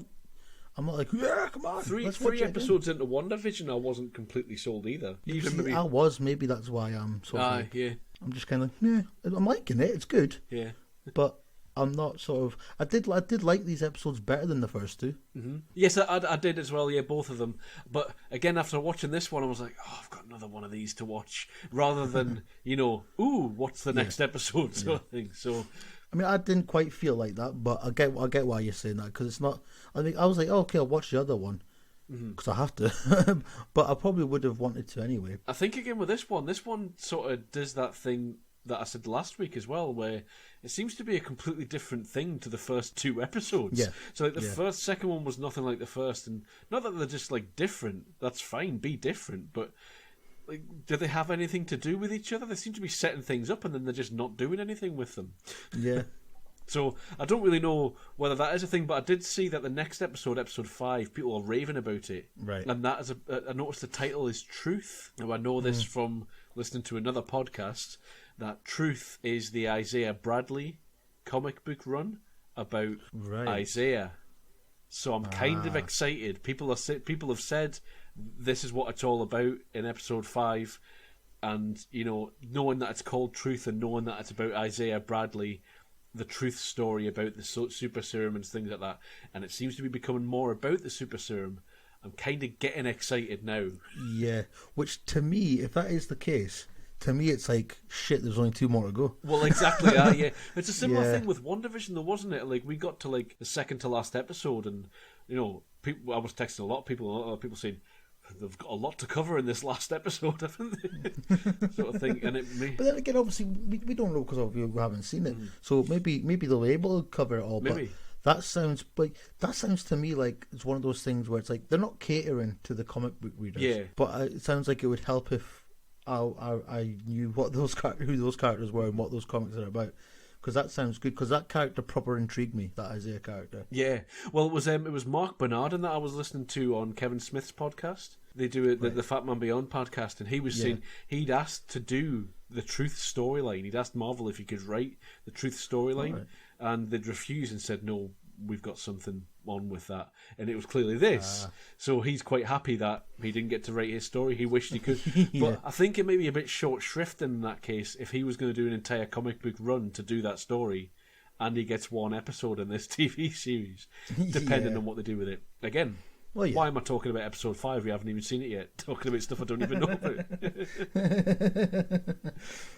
But if that's the case, I'm looking forward to it. But I found it quite funny what they were doing with Baron Zemo and his like political correctness and his wokeness. He's quite woke. He says things. It's when Sam's on about being a pimp, and he's like, only an American would think that a fashion-forward African American is a pimp. He's just got respect for that style of guy's style and stuff. And then he's on the plane. He's on about Marvin Gaye. When they're talking about Marvin Gaye, and Sam's like, he's out of line, but he's right. I was going to say, it sounds like he's out of line, but what he's saying is right. And I like how Bucky he's got every line and everything, because he had the Hobbit line, like I read the Hobbit in the original line when it came out, and then in this one he's got I like 1940s music. They're sort of playing him as like he's like one of these guys who classes himself as a true fan because it's stuck in the way sort of thing. He first came out or whatever. So I find that quite funny. Because I did like Zemo in this episode. I did like him. There's some bit of intrigue there. Towards him, how he still managed to have all this thing in place. He still has all these people, like his pilot butler friend guy, waiting for him. Like he's got all this ready, but he's been in jail. So it's like how does he manage? Such a weird voice as well. Yeah. But yeah, the short shrift Sharon as well in this, I thought. Like she's just, I'm here. No, I'm not. She gets a scene and stuff like that, and she gets to tell him that she's pissed off. Again, I'm intrigued about kind of what she's doing and like what her life's become, because I forgot what happened to her in the films. Yeah. I was like, where did she go? She was like, I stole the shield, so she stole the shield for them, didn't she, though? That was the thing. Wasn't she in the funeral scene, though, in Endgame? Or am I just making that up? Ah, she was. I think she was. But then she's been on the run, and she's like, well, how come everyone else has got let off, but she hasn't? Maybe we should call this episode Misremembered Films. Was he there? Was she there? Was that Scream? I don't know. I think she was, though.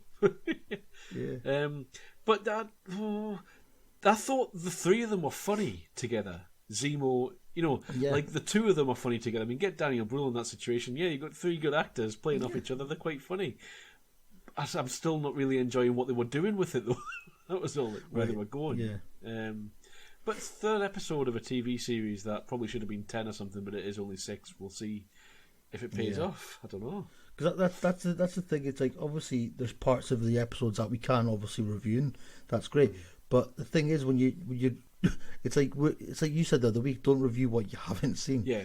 But when it comes to a series, especially one like this where it is a big arc, and they know right in it that people are going to be watching this with going through it with a fine tooth comb.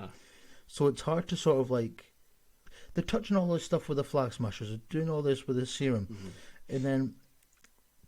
But they're doing what these kind of shows do, and they mention people that you're not meeting yet, like this power broker. Do they exist? Who is it, kind of thing. Yeah. And it makes you start thinking about all this kind of stuff. But then, for whatever reason, if they're only going for 6 episodes for this, I am getting the feeling that it's going to be a very long build-up for a very short payoff. Yeah. And I'm sort of worried about that, and it's getting in the way of my enjoyment of sort of, because I do like this, I am liking it. I'm asking, what's the point? But it feels like each episode is setting up something different, isn't it? Like, so what is the point? Like, each episode seems to be setting up a different thing, and maybe it's because they're setting up a different thing in each of the first 4 episodes, and then in episodes 5 and 6 they pay it all off. That could be the thing, but I'm not getting the feeling that that's what it is. It just feels a bit disjointed. It does. That's the thing. They've cast great people in these, so you really don't mind watching them. Yeah, the talent's ridiculous. Yeah. The amount of talent they've managed to build up in all the films that they've done, all the shows that they've done. It's like, you mentioned somebody like an American or Hollywood-based actor or actress. They've probably turned up somewhere. I mean, they've got bloody, what's his name? Robert Redford. They've got Michael Douglas. Michelle Pfeiffer, all these great people have turned up in the past and stuff. And there might be a thing that, The Winter Soldier was never really my favourite film. I've always liked Captain America, but The Winter Soldier, although I liked it, wasn't really up there for me when it came out. It got really huge praise. I went to a midnight screening to watch a double feature of the first and second Captain America films, but it just wasn't quite there. It didn't do it for me, sorry. It was a brilliant film. It was really well made, and it deserved all the praise that it got, but for me it just didn't do it. Civil War's my favourite Marvel film ever, I think, potentially. But love Civil War. But yeah, the Bucky character proper intrigues me. And is it in this episode where what's her name from Wakanda turns up? Right at the end, he's off geocaching, isn't he, trying to find these little trinkets and stuff like that. And then she pops up and says, because that was intriguing, because I'm like, because I've totally forgot about how he was sort of chucked there to sort of get cured and sort of like and all that kind of stuff. But I didn't really see. I still don't really get why they needed to go and get Zemo, other than he might have information about where to find these flag punchers or whatever they are. Yeah, I mean, they could have got that information without having to break him out. They might have had to beat him up to get it, but I just don't know why he needs to keep being there, and why they're so defensive of him, and why the Wakandans are after him so much, and he's still vibranium or something. Well, he killed T'Challa's dad. Oh, did he? Yeah, but T'Chaka, isn't it? Yeah. Well, it was him, or it was... No, that was him, but he framed Bucky for it. Oh, right enough. In Civil War, what I've just said is my favourite film. I'll cut that out, save you the... But yeah, so I'm pretty sure, because either he got Bucky to do it, or he framed Bucky. Right, that's... he framed Bucky. Oh, yeah, that's right, yeah. That is right. But I was thinking with this as well, that it kind of... Does it go back on his character? Because I thought he was just like a small farm guy from trying to protect his family, or was that a lie in Civil War? It might have been. And this, he said, obviously he had a family as well, because he said something to the kid about, they were my girl's favourite or something like that, to do with the Turkish delight. The next one, yeah. So I think the family aspect is true, but given what happens in this one, obviously he's got a butler guy who's he's got a funny And voice. he's Baron Zemo, I suppose. He's a baron, which maybe that bit was a lie, or maybe when they made Civil War, they were just adapting the Baron Zemo character just to be this humble sort of farmer guy, but then realised folk really enjoyed him. Yeah, and he's got a great actor to play him. Okay, let's just make him who he was meant to be all along. The thing about this as well is that they do seem to be making it more about the super soldier serum, and that comes in more in the next one as well, doesn't it? So, I don't think I was ever really all that interested in the super soldier serum, but I think the next episode does do some things to sort of intrigue me. I think in episode 4. Should we do rapid refresh for episode 4, and then we can talk about the whole thing? Then do you reckon? Let's do a rapid refresh for episode 4. I say rapid. Are we going? There's a bit in for, this. are we going for? Do a minute, but it's the pacing of a bit in this that I need to sort out properly. You'll understand why when I do it. These are my favourite bits. Right. 3, 2, 1. Rapid refresh. Yay! Wakanda! Carpet. Paperclip. 69. Toilet roll. Allen key. Cardboard box. The White Panther has 8 hours to use Zemo. You're either Steve Rogers or you live long enough to see yourself become Hitler. Oh, some of the flag fuckers thought they were going to be friendly neighbourhood terrorists. Captain Not America wants to take someone by surprise whilst dressed as the American flag. What a fucking idiot. Sam does some crafty wizard talk to trick a terrorist into admitting that she's a supremacist. Carly Flag Puncher wants to kill Captain America. And so do I. Bucky is disarmed. Carly wants to recruit Uncle Sam, and Cap pumped himself up with a serum, and it's good night, Lamar.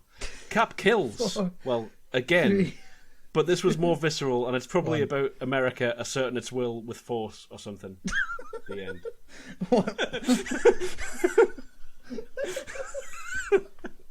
Oh, man. 1 minute 4. But yeah. I don't care. I wanted to carry on, but I thought we've got to stick to the rules here. If you hadn't done that bit at the start, it would have been on time, but fuck it, I don't care. That was funny. I know, I could have not done cardboard box or Allen key. I mean, you got the picture by the time. It was worth going over by 4 seconds, I think. I wanted to include all of the first 6 episodes. Oh, that's funny as fuck. Hey. It's probably only me and you that have got that, and the one person who's listened to the first few episodes of our podcast. But there we go. Hey, well, if you can't laugh at your own jokes. You got to laugh at yourself, aren't you? Exactly. So, this one then? I think, and I might be wrong when I start reflecting on it again, but it might be the best one out of the 4 so far. It's my favourite, I think. Yeah. You're getting nuance in the flag punchers. You're getting, motivations. You see, I think it's interesting, how that ad for the Global Repatriation Council and stuff. I think it's interesting seeing those effects, and Sam saying to Carly, I'm with you. I just don't agree with your methods. Yeah. That was a line I was going to I was going to use that line when we were talking about Pride and Glory a little bit. All right, yeah. I didn't want to. So we changed the order a bit. So oh, we did. Sorry. Yeah. But so yeah, because it's a good line and it makes sense. Because when I was watching it, I'm kind of thinking we're not meant to be liking her. She's obviously a sort of supremacist type, and she's really not doing nice. She's killing people. But I kind of understand where she's coming from a bit, and I'm glad Sam said that, because I was thinking I might be a bad guy. I was thinking, am I meant to be sort of a supremacist? Oh shit! I was like, am I supposed to be getting where she's coming from? Yeah, I mean, I think it's fairly relatable, though, isn't it? Everyone was gone for a while, and there was equality. People had enough food on their plates, and they had a bed to sleep in, and then they were kicked out of their houses because people who actually lived in those houses came back to life. And how does that work? So totally get it. You just can't go about blowing things up. Yeah, there's ways of doing it. That's the thing. I mean, it's sort of one of those things. Like, it's really easy for us to sit here and say you need to be a bit more political about these things, but it's a lot harder to be political when the people that you love are dying because of this situation. Yeah. That probably would affect me in different ways, and you might, be driven to different things. So, I mean, like you always say, the best villains are the ones who think they're right, and she certainly does. She thinks she's vindicated, but you see some of the cracks appearing in her entourage as well. That's why I said some of them thought they were just going to be friendly neighbourhood terrorists. it's all getting a bit too real for them. That guy who I thought was going to be the big bad at the beginning, is that the same guy who's with her who punched Sam's mate in the face? Or kicked him in the face? I thought that for a bit, but then I was thinking, was he not a lot bigger? I thought that. I couldn't quite tell. Am I not watching this enough? But yeah, I'm definitely liking the whole digging into that Carly character a bit more. It's starting to make a bit more sense. It does seem to like this is where it's sort of kicking in a bit now. Like things are sort of developing. We kind of know what we're doing now, where we're going. Yeah, and we kind of got some tension between the new Cap and all that sort of thing. But he just needs to calm himself down a little bit. I mean, he's not going to now, but I mean, but he turned up angry. He's been angry from the start. That's the kind of thing that annoyed me. He's like, Sam returned the shield. He got the shield. And now he's really angry at Sam and Bucky and stuff like that, and Sam and Bucky really angry at them. It's like, what's the basis for this? Yeah, I'm thinking there should have maybe been a bit of more of a development with him in episode 3. Yeah, because he just, or maybe episode 2, because he just is angry. Like he just turns up angry in this one. That need to maybe build a bit more. Maybe it's getting all a bit, because I think it is getting too much for him. Because I think he does kind of talk about that a bit. Yeah, I mean, I think it's just moving a bit too fast and trying to do a bit too much. This show, yeah, because I think you get that scene with him and Lamar, which shows the bond with him and Lamar just before Lamar gets killed, and it shows a bit of weakness and the pressure that's getting to him because he's broke. He's it's like when Melanie takes her hood off, isn't it, sort of thing, and lets her head. Yeah. You get a bit of that. I could have done with a whole episode or 2 of that. It needed a lot more ingredients. I did like the scene when they're in the bar or wherever they were. Someone comes up to him and asks for his autograph. Yeah, aye. And he's like, "Is that ever going to get? Oh, it's all just because you're not getting one." Yeah, asked for one and stuff like that. And Lamar's like, "Yeah, I would definitely take the serum." And he's sort of like, "Oh, I would, yeah." But then, so that whole conversation, I did like that. But yeah, they needed more. You needed maybe another scene of that, or maybe another couple of like scenes in the first couple of episodes to sort of build up a bit. But yeah, I think you're right. They seem to be doing a lot with not a lot of time to do it, and it just seemed a bit all crammed. It does a bit. I mean, again, that's another interesting concept. If there is a superhero serum available to you, do you take it? Given what's been brought up in this episode about supremacy, and it accentuates your worst character traits and stuff like that, so or accentuates who you are essentially at your core. So would you take it? I wouldn't trust myself to take it. No. Well, I was going to actually mention this in episode 3, but I forgot. How, because I was questioning on the first 2 episodes. I was thinking these superhuman, like super soldier type people again. It's like, but they're not really built that way, or she's not. And then, but I do like how they touched on episode 3 how the guy sort of he tweaked it so they're just faster and it got rid of all the nonsense out of it. So they're not jacked, and I was glad they cleared that up because I was starting to think that. But obviously it doesn't have the greatest effect on Captain Not America or not Captain America. Aye, but I can understand why he did what he did. Yeah, and it's not as if Captain America hasn't killed. I think I think it's just the way in it, it's the brutality of it and things. It was more like an assassination rather than sort of like because Captain America self-defense. He flings his shield around and breaks people's necks all the time. It's like that kills people. You don't see him like flat out killing, but he does kill people. Yeah. This Captain America, I mean, I've never seen Captain America carrying a gun. I don't think, but this Captain America does. Yeah. I noticed that. So, but then he has to because he's not a super soldier. Exactly, but now he might get rid of the gun. But I think it makes sense him taking it because obviously he is, like I was kind of mentioning last time. He's living in the shadow of Captain America. They're big shoes to fill. I question why anybody would want that job. Yeah. And he hasn't got these super abilities that Steve Rogers had. He hasn't got sort of like this clean cut sort of image. He's not as jacked. Obviously, that's really not important. But I suppose when you're fighting crime and you're fighting, aliens, you need to be a bit jacked. So I can understand why he's like, I feel really like not suited for this suit. So I'm going to have to take this. I need injection here. I'll take a little COVID vaccine. See, make myself a bit stronger out there. But getting like Wakanda involved now as well, I mean, I always love getting Wakanda involved. That's brilliant, and him being called the White Panther's quite funny. And he's White Wolf and things like that. I think that's quite good. Yeah. But like, that's just another thing to do. I could have watched a whole series about Bucky going around visiting people from his past and making amends. With Sam in tow, and they get into adventures along the way or whatever. they've got. But I could have watched a whole series about the new Captain America taking over the mantle and how difficult that could be. I could watch a whole series about Sam struggling with the weight of the shield, as you said in the first one, sort of thing. It just seems like all of that, and now Wakanda, and also Zemo, and what's Sharon Carter up to? She gets like 3 minutes of screen time. To me, the whole Wakanda thing as well, it's like they come up and like yes, we want him. Like, well, we need him. And she says something because he said something about at the end of episode 3, something about he's a means to an end or whatever he said, something like that. And she's like, "Oh, it's come to an end now. He's ours." Aye. And then so they all have a big fight. Captain Not America, Lamar, and like it's like they're all just obsessed with fighting just to get a fight scene. Yeah, and he escapes, and he's like, "You clearly what is the point? Because you clearly don't care about him because you've not just went and got him. He's sitting there." Nursing a hangover, pretty much. You see, because he's had his head whacked with the shield or whatever it was. He just happens to slide out the drain. Yeah. But so that fight scene was pointless. It was just a case of having a fight scene, making what are they called? The Domelage. That's the ones. The name completely went from my head. I'm not entirely sure I pronounced it correctly. That's how I hear it. So. Yeah. So it's like they're just showing off what they can do. Basically, that was just like, oh, we need a fight scene. Well, we need him to escape. Yeah. There we go. They're a badass outfit, though. I really like that. It's nice to see them fight because they're great at what they do. Yeah.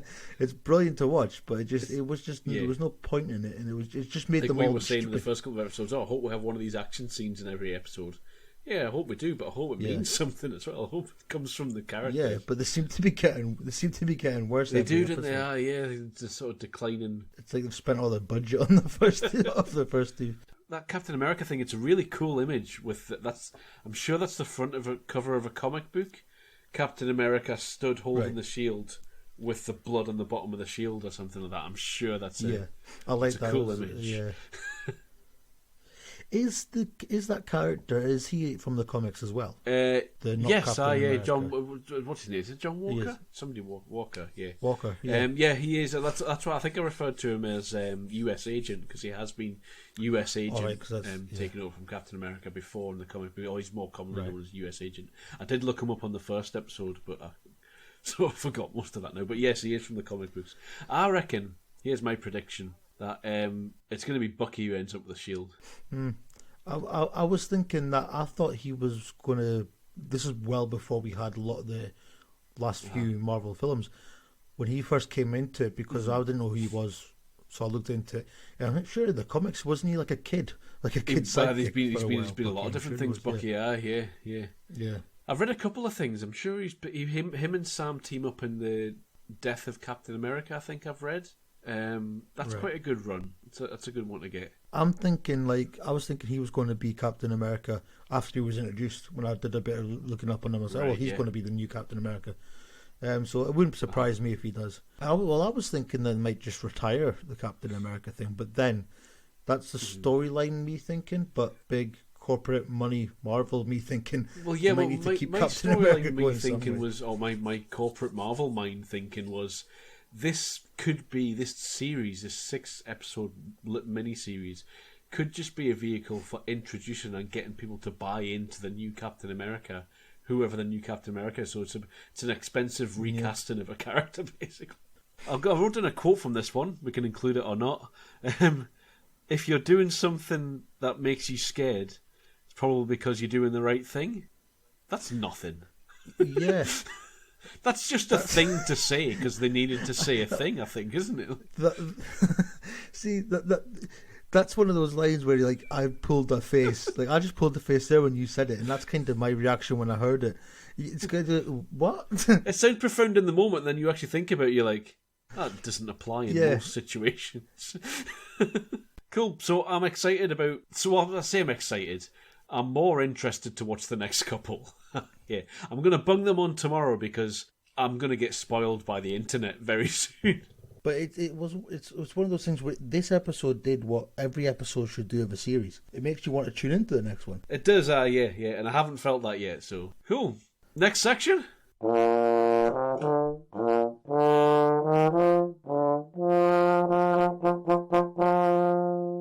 Get your tips out for the pod. something, because I won't talk for a while now. This is Get Your Tips Out. And because we were only doing one a week, I got to this section and thought, great, I don't have anything to say in this section. Sean, take it away. Right, well, so you recommended Tipped Bo Burnham. I need to tell you straight up, I've seen a bit of this before. All right. I think I have seen this at yours. Not the whole thing, though. Yeah. I think you've shown me bits of this separate times. I think I put a couple of songs on just from it, I think. Yeah, the big finale kind of song thing he does at the end. Yeah. I've seen that before, but I didn't care. So this was Make Happy was the one I watched. I didn't watch the other one. Yeah. That was the one I suggested, so that's fine. Yeah, so I didn't get around to watching 8th grade either. I wanted to do it all, but like I said, the past couple of weeks have been a bit busy. So when I put this on to start with, I wasn't liking him. All right. I know the kind of thing he's going for, and obviously I knew a bit of what he was about because, like I said, you've shown me bits of him in the past. So I knew what I was expecting, but I'm going to have to be very careful how I say this. Right, we're in Britain. We get brought up on a different style of comedy than Americans do, or that Canadians do, or French. Every country's got their own sort of base kind of humour. And I tend to not gravitate towards American comedians. All right.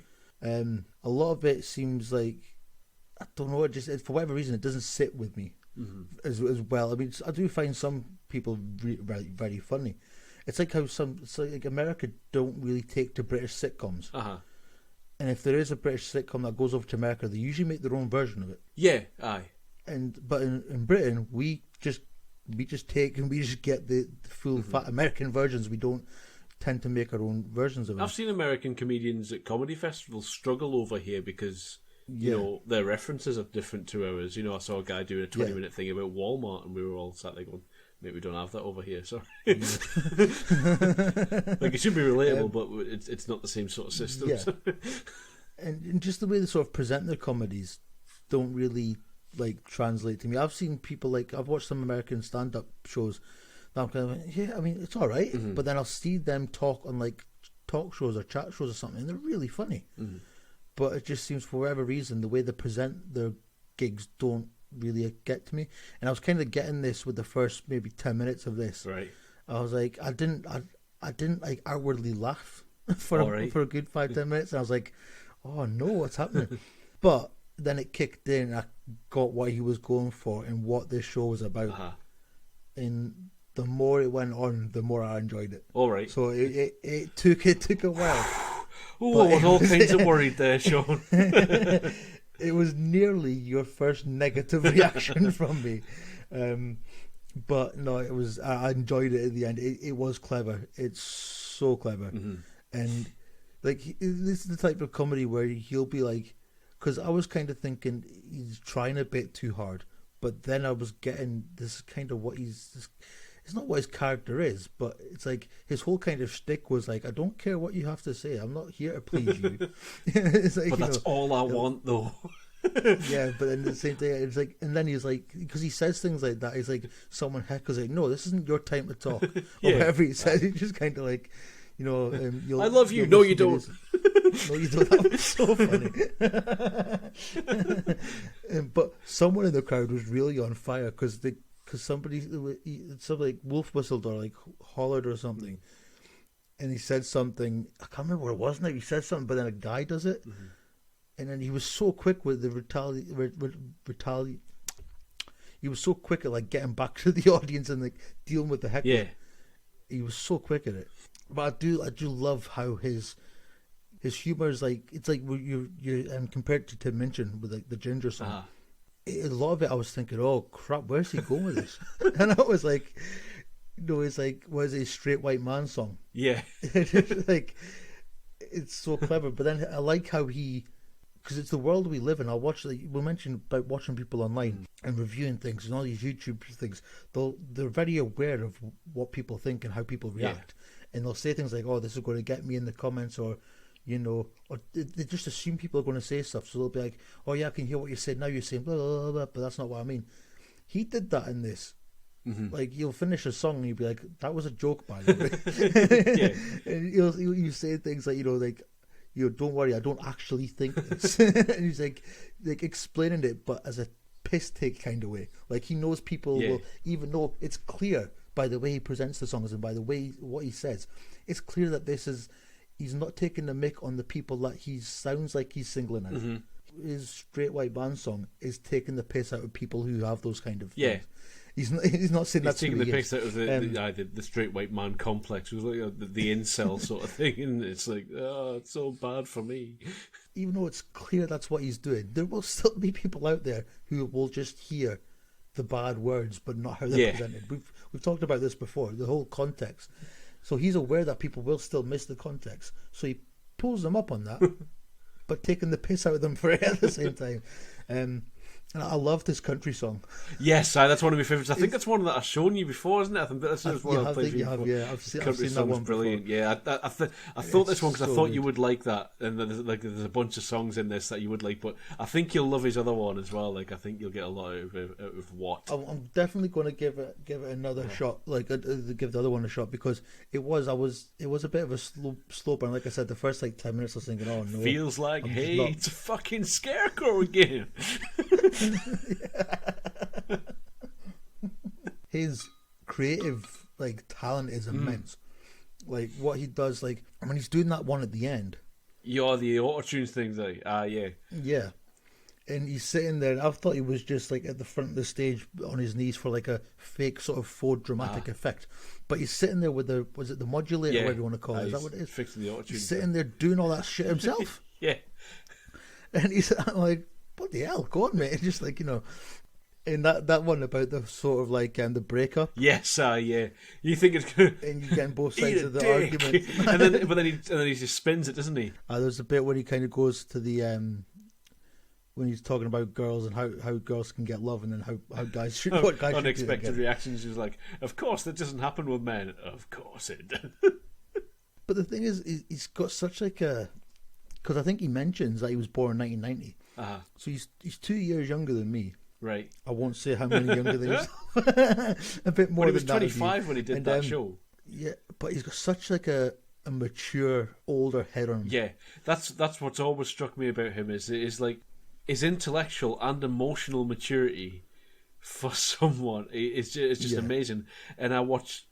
He's in Promising Young Woman, right? And he's amazing in that. He's absolutely brilliant, and Carey Mulligan and him were doing interviews and stuff recently for that, and that led me down a YouTube deep dive, and I watched a round table for his film 8th Grade, where he was sat around a round table of directors that the Hollywood Reporter do quite often. I don't know, have you seen any of those? Yeah, I've seen. They're really quite interesting, but he's sat around a table with all of these wise old directors and things like that, men much his senior, and he's got the sharpest insights of anyone around that table. He's just brilliant. Because you could watch a stand-up and you could be forgiven for just watching it and thinking this guy's really immature. Mm-hmm. Because the whole thing about that bit when he's suck a dick and all that kind of stuff, and the way he does it can't come across that way if you're just, again, I say it all the time, if you're ignoring the context. Mm-hmm. And you're a big fan of Lee Evans, aren't you? Or you like Lee Yes, Evans? I did. I used to love Lee Evans. Went to see him live once and really enjoyed it. And I've never watched him again since. I don't know why. The same thing happened to me. I've seen him live. His final tour. I got to see him live on his final tour. I think it was actually a night of one of your birthdays. You're having a birthday party. Oh yes, it was. Yeah. It was your 30th. I think so. Yeah, maybe. Yeah. Yeah, and I'd had the tickets for ages, and That's you booked right, your party. Yeah. Found out when I got there, Sean's not coming. I'm like, fine, fuck you. But I think I got last orders, or I think I did turn up did rock last up. orders. Yeah, it's all right. Your son was there dressed as Spider-Man. It was fine, Sean. yeah, he was fine. So because you've got a picture of you holding him up like Simba. So Lee Evans, what was my point? Yeah, so he can come across very immature. He'll sit there and there's this skit he does when he's pretending that he's got diarrhea or something, and he's bent over making really really over the top fart noises and stuff. Mm-hmm. but it's the whole point of his joke, and his physical comedy brings it out, and he is taking the mick out of people. So his sort of like exaggeration is exaggeration of what people can be like sometimes. Obviously, nobody actually drops diarrhea like they're dropping a bomb, but it works. And his sort of like Bo Burnham style is kind of, it's not like that, but when he's doing this over the top sort of like suck a dick skit and all that kind of stuff he's doing, yeah, people, it's kind of like, it's people's thoughts. He's sort of like, that's probably what you're thinking in that moment, you know, but you're not going to really act like that, and I'm guessing not many people do act like that. It was a bit of a worry, this one, for a little while. Yeah, we going there, Sean, it paid off. To be fair, I did that with you with Private Peaceful as well. I could have just come out and said I liked the end, but I didn't. I woke you up for 12 chapters or whatever. You milked that for all it was worth, but what am I doing? I get homework this week. I've been looking forward to this for 2 weeks. I'm going to be honest with you. I still haven't decided. All right. Does it depend on what I look like, or anything? Is there anything I can do to change your mind? Because there's one I really, really, really want to tip you. But, right, I'm going to go for this one. So, Netflix. Okay. It's a British film. It stars Doctor Who's Jodie Whittaker. Okay. I'm just hoping that you haven't watched it. It's called Adult Life Skills. No, but it rings a bell. Right, well, it came out in 2016. I didn't know about it until 2 weeks ago. It was like, because obviously I've mentioned a few times now, the last couple of weeks have been very busy for me. And they went, because I like to watch the stuff for this, when we record this, near the end of the 2 weeks. So it's kind of fresh. So I was going to watch something at the start of the week, and I put this on instead. All right. So it took up some of my time. But I often do that. I'm the same as you. I do that, and then I'm like, I've only got 2 days to watch everything. Yeah. So yeah, Adult Life Skills. It's on Netflix. Well, it still should be. You know, we've talked about Snowpiercer, and that wasn't gone. I'll double check. But it definitely still should be. Yeah, it's still there. Adult Life Skills. Jodie Whittaker. It also stars a lot of people that, to be honest, I don't know. The cast is very sort of, you might recognise a few faces. All right. But it's not got a lot. It's not a big starry film. It came out, like I said, in 2016. I wasn't aware of it until 2 weeks ago when I watched it. But to me, it's Jodie Whittaker's film. Right. She's amazing in it. And it's in this, she's about to turn 30, and it says here, Anna, played by Jodie Whittaker, is comfortable living in her mum's garden shed making funny videos all day. She approaches 30 and she starts feeling the pressures to move on and grow up without compromising her youthful spirit. This rings a bell. It's very, maybe not the best way to describe it, it's a very British film. Yuck. It is just British. It's a very British film. But it's very interesting characters. It's very relatable sort of plotline. But yeah, she's going through some stuff. I don't want to tell you what she's going through because it kind of gives it away. When did it come out? 2016. 2016. It's ringing bells, and I'm trying to think what else was battering around at that time that I would have gone and seen instead or something like that. Just to, like what. Because it rings a bell, and I think I might have wanted to go and see it or something, but I definitely haven't seen it. So. Right, that's cool. Because I hadn't seen it, or maybe really heard of it until I watched it a couple of weeks ago. But then I remember there's a scene in the film, and I'm not giving you any away. Obviously, it says there in the plot description that she makes videos all day. There's a scene where she makes videos using her thumbs as characters, and I remember seeing that image. Right. So she's got like faces on her thumbs, and she's holding them up to the camera, and the thumbs of the characters. Yeah. And so I'm guessing I maybe saw the trailer for it, right, but didn't pay any attention to it. But yeah, Adult Life Skills. Cool. Check it out. Hopefully, because for the past couple of times I've suggested stuff for you, it's not really hit home all the time. I kind of go a bit off and go things I don't think you might like. This one, I think you'll maybe like it. All right, but again, like I've said, never shy away from recommending something because I don't know what I might like. So how the hell are you going to guess? So recommend anything because it's everything's things I thought you might have liked or might have found a bit interesting. You haven't, so I'm kind of like I'm struggling. Cool. Is that the show? That is us. Episode 7 in the can. Well done. So thanks everyone for listening. Thank you for making it all the way through episode 7 if you've listened this far. And if you haven't, Fuck you. So thanks again for coming, and please come back again. If you want to get in touch with us, tell us what you think. Remember to leave a like, share, tell all your friends, tell all your enemies, Tell all your strangers. Tell that guy that lives next door, tell all the strangers. Go out and tell people in the street. And if you find yourself chuckling whilst you're walking your dog in the park, tell people why. Yeah.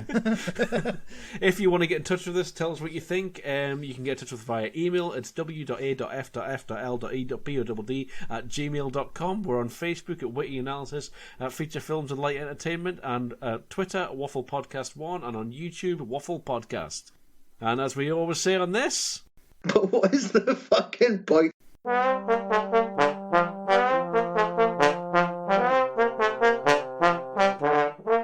Goodbye.